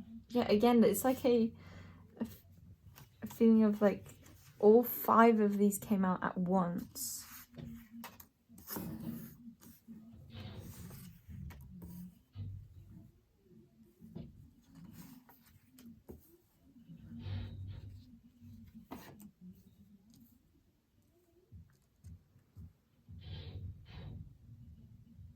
This looks like a timeline. Like it looks like tiny child grown up a bit, child in teenage years, young adult, and then old. Very old. Lost all the hair. Okay, what am I seeing with this? Okay. This kind of looks like Roger here at the end is the making fun of this, and this feels like, okay, I'm not quite sure about this, but it feels like you started off by being more of like a crazy child maybe, or like there's something about like your love being, or you being very expressive and then being taught to be less expressive. It's like, see these two, let me sit up on my chair arm. Clara here is very excitable and she's really expressing all her love, and then it's like she's been taught to like make that less apparent, like calm herself down, like is that clear? Do I need to say more on that? Be less expressive, be less open, or less like of a crazy or like big feeling, less present feeling. Like Clara is like, yeah, it's like her aura is massive, and then even the back of the color is then like diluted and made to be softer, made to be less apparent, less of a bug, less bothersome. more prim and proper feeling. And even like what Clara is wearing, it's like she's wearing a massive crazy shoe, and she loves her shoes. They have names, I've forgotten. But then Kana is put in more of like a delicate outfit, so this is more of like a prim and proper yes. And then, but she's still like expressing excitement, and then it goes to like a dark seriousness, like, okay, mouth is actually shut at this point. And it's kind of giving a feeling of no aura. Being made to feel very isolated or very contained. That's what the feeling is. Very contained. Just something about the way they're walking too. It's like Clara is like legs spread out in any direction, and then Kana's are more like put together but still a bit like expressive. And then it's like Suyo is like walking forwards. It's like in a direction, doing what she's told, feeling. And yet the orange from before is like on the crown. Some of you have a particular message from that, but others of you, it might be a sense of like what you learned to do becomes like an identity of yours, or becomes like a crown that you wear, like an ego, a personality, or something that you're proud of, that you feel your worth is in. It's like your ability to be serious, or your ability to be contained, becomes more of like a trait that you lean on for safety or for feeling of worth.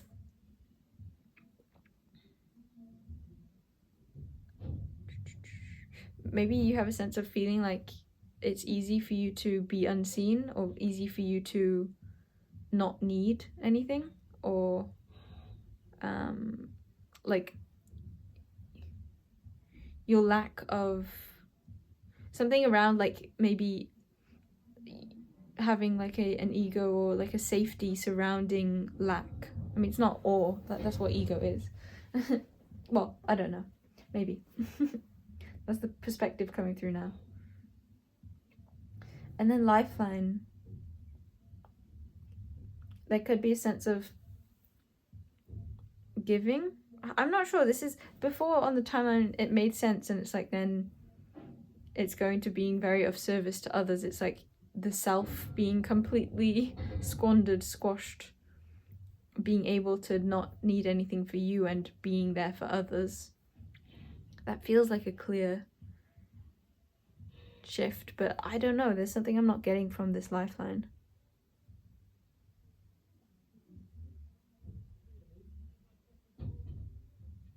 Okay, that's good enough. Maybe some of you will get something different from that. Or maybe there's something about the shock sticks that she's holding.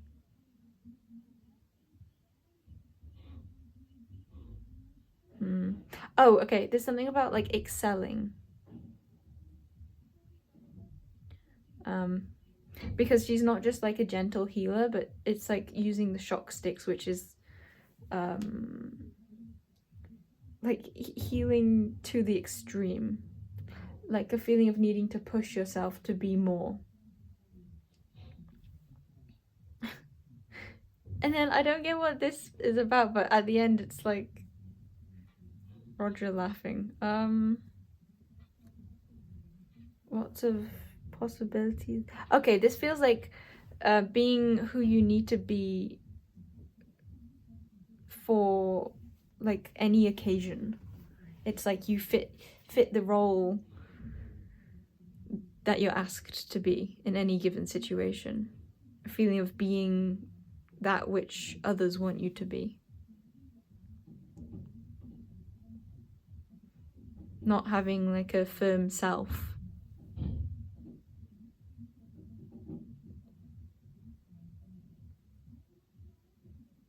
Safety in the ability to be whatever will keep the harmony.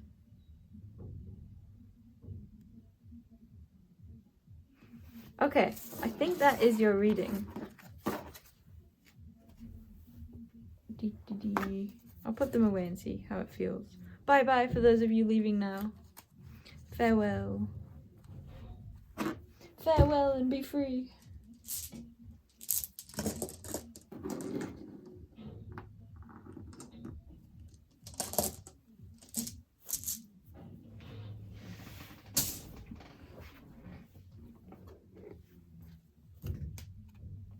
Change is popping out. I'll get a couple of these. Or see if any want to come through. Change, compassion, and lack of dynamic, I'm wanting to say. Because that dynamic feels like the Roger. And back of the deck, Cosmic Flower. I love this because it's feeling of like highlighting like true home. Or like a refresh of your home. And a deeper understanding of your home too. Of what you've come from in home and what you're going to in true home. The frequency of Cosmic Flower activates our remembrance of the place we call home, the core from which we pour our magnificence out into the world. Okay, change. The frequency of change supports our ability to gracefully dance with the forever changing nature of reality, both inward and outward, so we can appreciate the sweet release of the old and the birth of the new. Yeah, there could be a strong sense of changing home or changing your relationship to home. Compassion. The frequency of compassion supports our ability to stand by others without judgment and be the divine mediator between heaven and earth, spirit and matter, so that unconditional love can flow from source through our heart and into the world. Actually, this is feeling a bit more like there was a lot of change in your home environment and that you were asked to be a mediator of sorts, perhaps, or it's a feeling of like being asked to be more compassionate than maybe the situation called for. I don't quite know how to word that to say like too much compassion, which doesn't feel like it really fits my idea of that, but in this situation it's a sense of like lacking boundaries and being made to be, again, like being made to see something as being in more harmony than the truth of how it really felt or its true effect on you. And then dynamic in reverse. So what dynamic upright says is the frequency of dynamic supports our ability to harmonize between layers and aspects of different origin and frequency. It helps us to put together a reality that is made up of many different elements, both familiar and completely new, with ease, great grace, and with great joy. That just made me think of that mutable card of you being, again, that mediator, that always being able to change to what needed to be, what was asked of you in the moment. The truth of your natural self wasn't allowed to be. As opposed to like having an environment then mold around you, it was you needing to mold around your environment. Or those in that. Yeah, I guess I just wanted it in reverse because it's like a sense of needing to be that, like, bringing all the different things going on, being the one that could fit any of them, but not really with great joy. Or maybe that was a part of it, like needing to play the role of being happy even if you weren't. Okay, I think this makes your head hurt a little, or maybe heart, since heart chakra is popping out. Or maybe I just haven't drunk enough water. Okay, I'll leave you on heart chakra. Farewell, pile number 3. See you in another reading if I do. Or if not, I'll see you in the heart of hearts. Goodbye. I want to say something about that, like, instead of goodbye, heart bye, love bye. It sounds like a lullaby. Love bye. Heart bye. I don't know which one's better, love bye or heart bye. Love bye, I feel like there's something in that. Love a bye. I love a goodbye. Oh damn, I said good. Goodbye. I love a bye. Buying? Why am I not leaving? Throat chakra, there are more things to say. What if there are though? That's the, ooh, do you hear my, whoa, my belly just kept on going then. Ah, chickpeas to be made soon. They're soaking. I wonder what time it is now. I feel like it's still a couple more hours until they can be eaten. Well, actually, until they can be boiled and cooked and then eaten.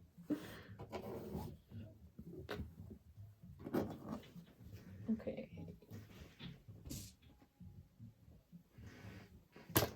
What are we gonna get next?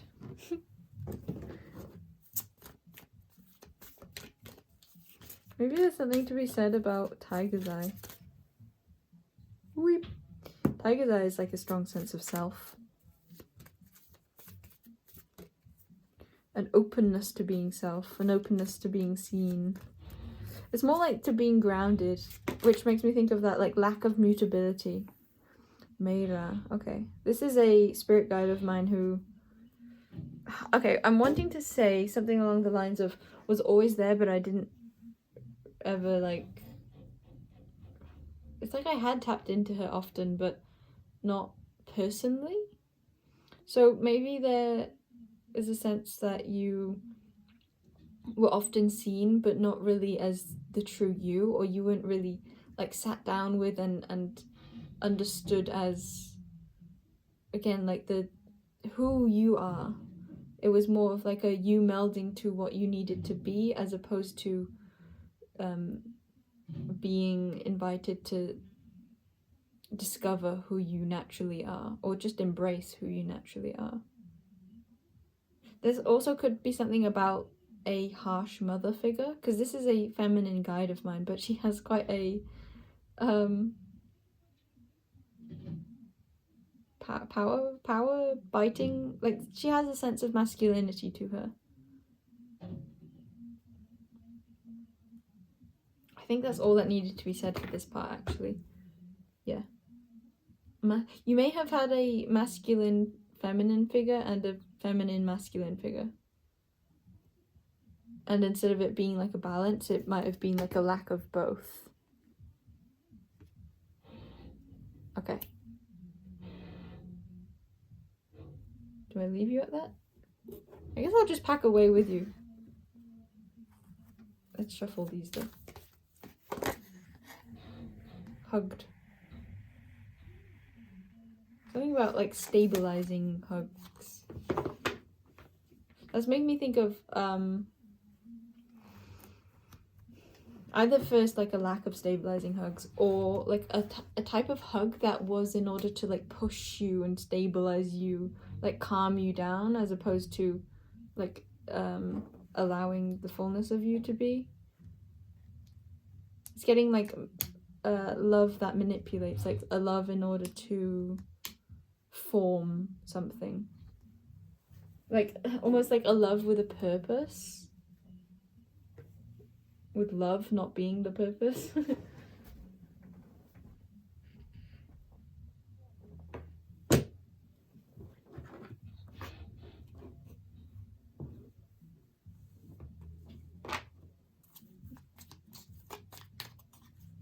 $20 and 2 for 28. Twos could be significant for you, because 2 was at the back of the deck before 2. 2. It just feels like looking at relationship dynamics. Actually, I don't want to narrow it down to that. Maybe you were narrowed down. I do quite want to know what animals will pop out now. Hedgehogs. Jackal. Jump. Jackal jumps. Black jaguar manta ray. These are the same. Scorpion and chicken, yeah. So hedgehogs and jackal.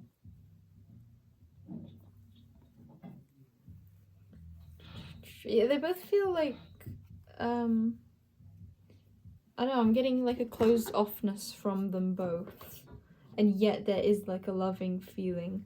It feels like, it's like there's, on the left, the hedgehog is so loving, it's so appealing, drawing in, like, yes, come, come, come. But then it hurts because it's a hedgehog, it's got spikes, so it hurts to hug, even though that's what's being asked. But then the jackal feels like, there's like such a draw into them, but they're not, they're like, I'm viewing them like they keep moving away. So it's like you don't get that. There's an absence of that. Feels like a possible mother and father figure.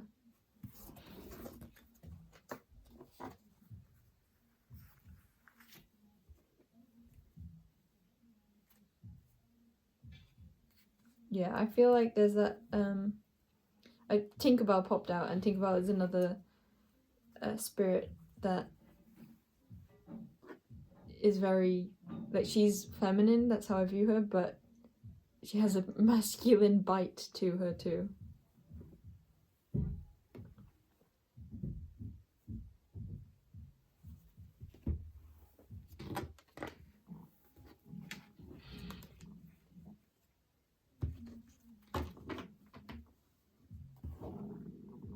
Goodness, that was a loud rumble.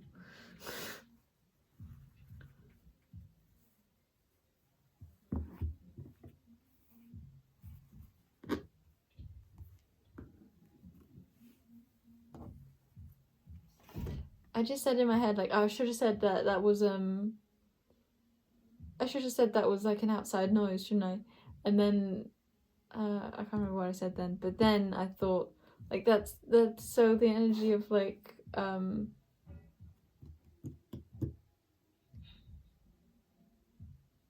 don't know how else to say, or what to say. Maybe that's part of this. But, I was just thinking along the lines of manipulation. Or, like, not being able to say that something is the way it really is. Okay, bye-bye. Pile number 3. Pile number Tiger's Eye. I love you. Brown pile, that's what I want to call you. Brown pile. Okay, bye-bye.